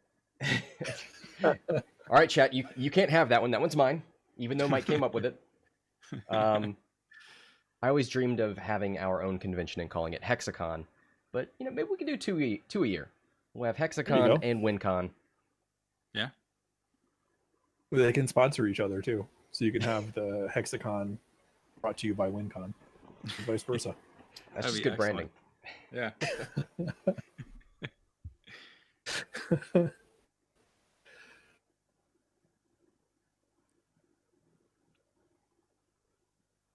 All right, you got a stressed Boba Fett. Straight maneuvers are blue. You got 1 Banks. Are you just trying to close the distance and you're not worried about that bomber? I've already the forgotten proton what torps are bomber gone. script is. I've already put it out of my mind.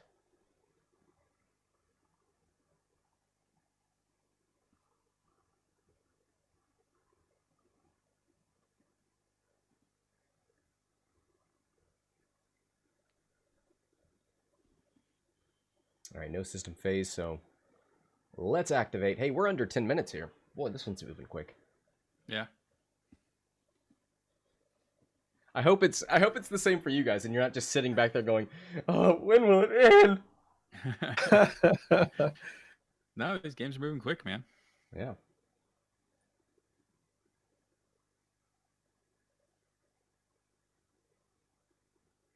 Oh, just doing a 1. Is he gonna reload? Come on, you legend.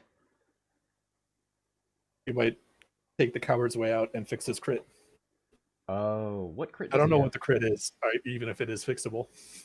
It might be sensor ray, and then he cannot He reload. can't reload. The whole breach. Oh, He it's a whole is- breach? Okay. Oh, I can At see least it that's in what- the He overlay. reloaded. All right, Jeremy. Streamer bias confirmed. We want you to win.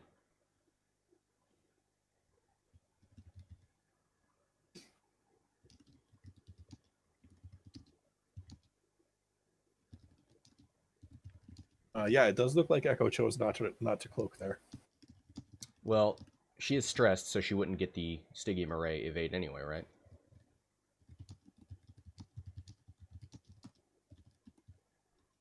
Here comes Jendon, taking 2 weeks to turn around. Don't be mean. 2 forward. From Echo, gonna relieve that stress.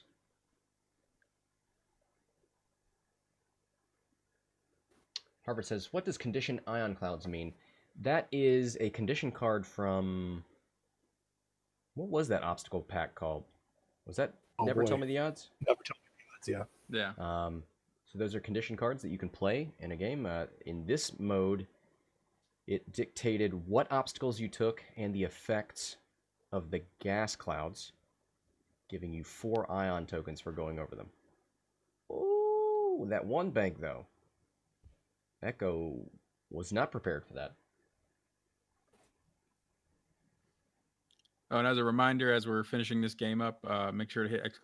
donate in the chat to get the link. And if you donate $10, you'll be entered into the giveaways that Mr. Heffley is giving away in between games here. So make sure you do that.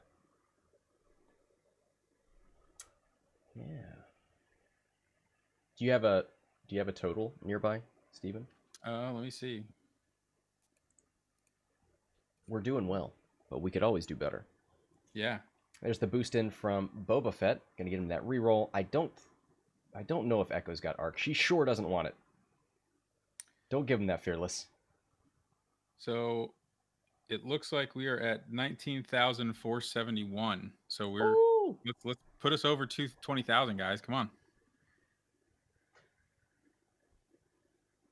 So the calculate from 000. Echo does not want to be stressed again.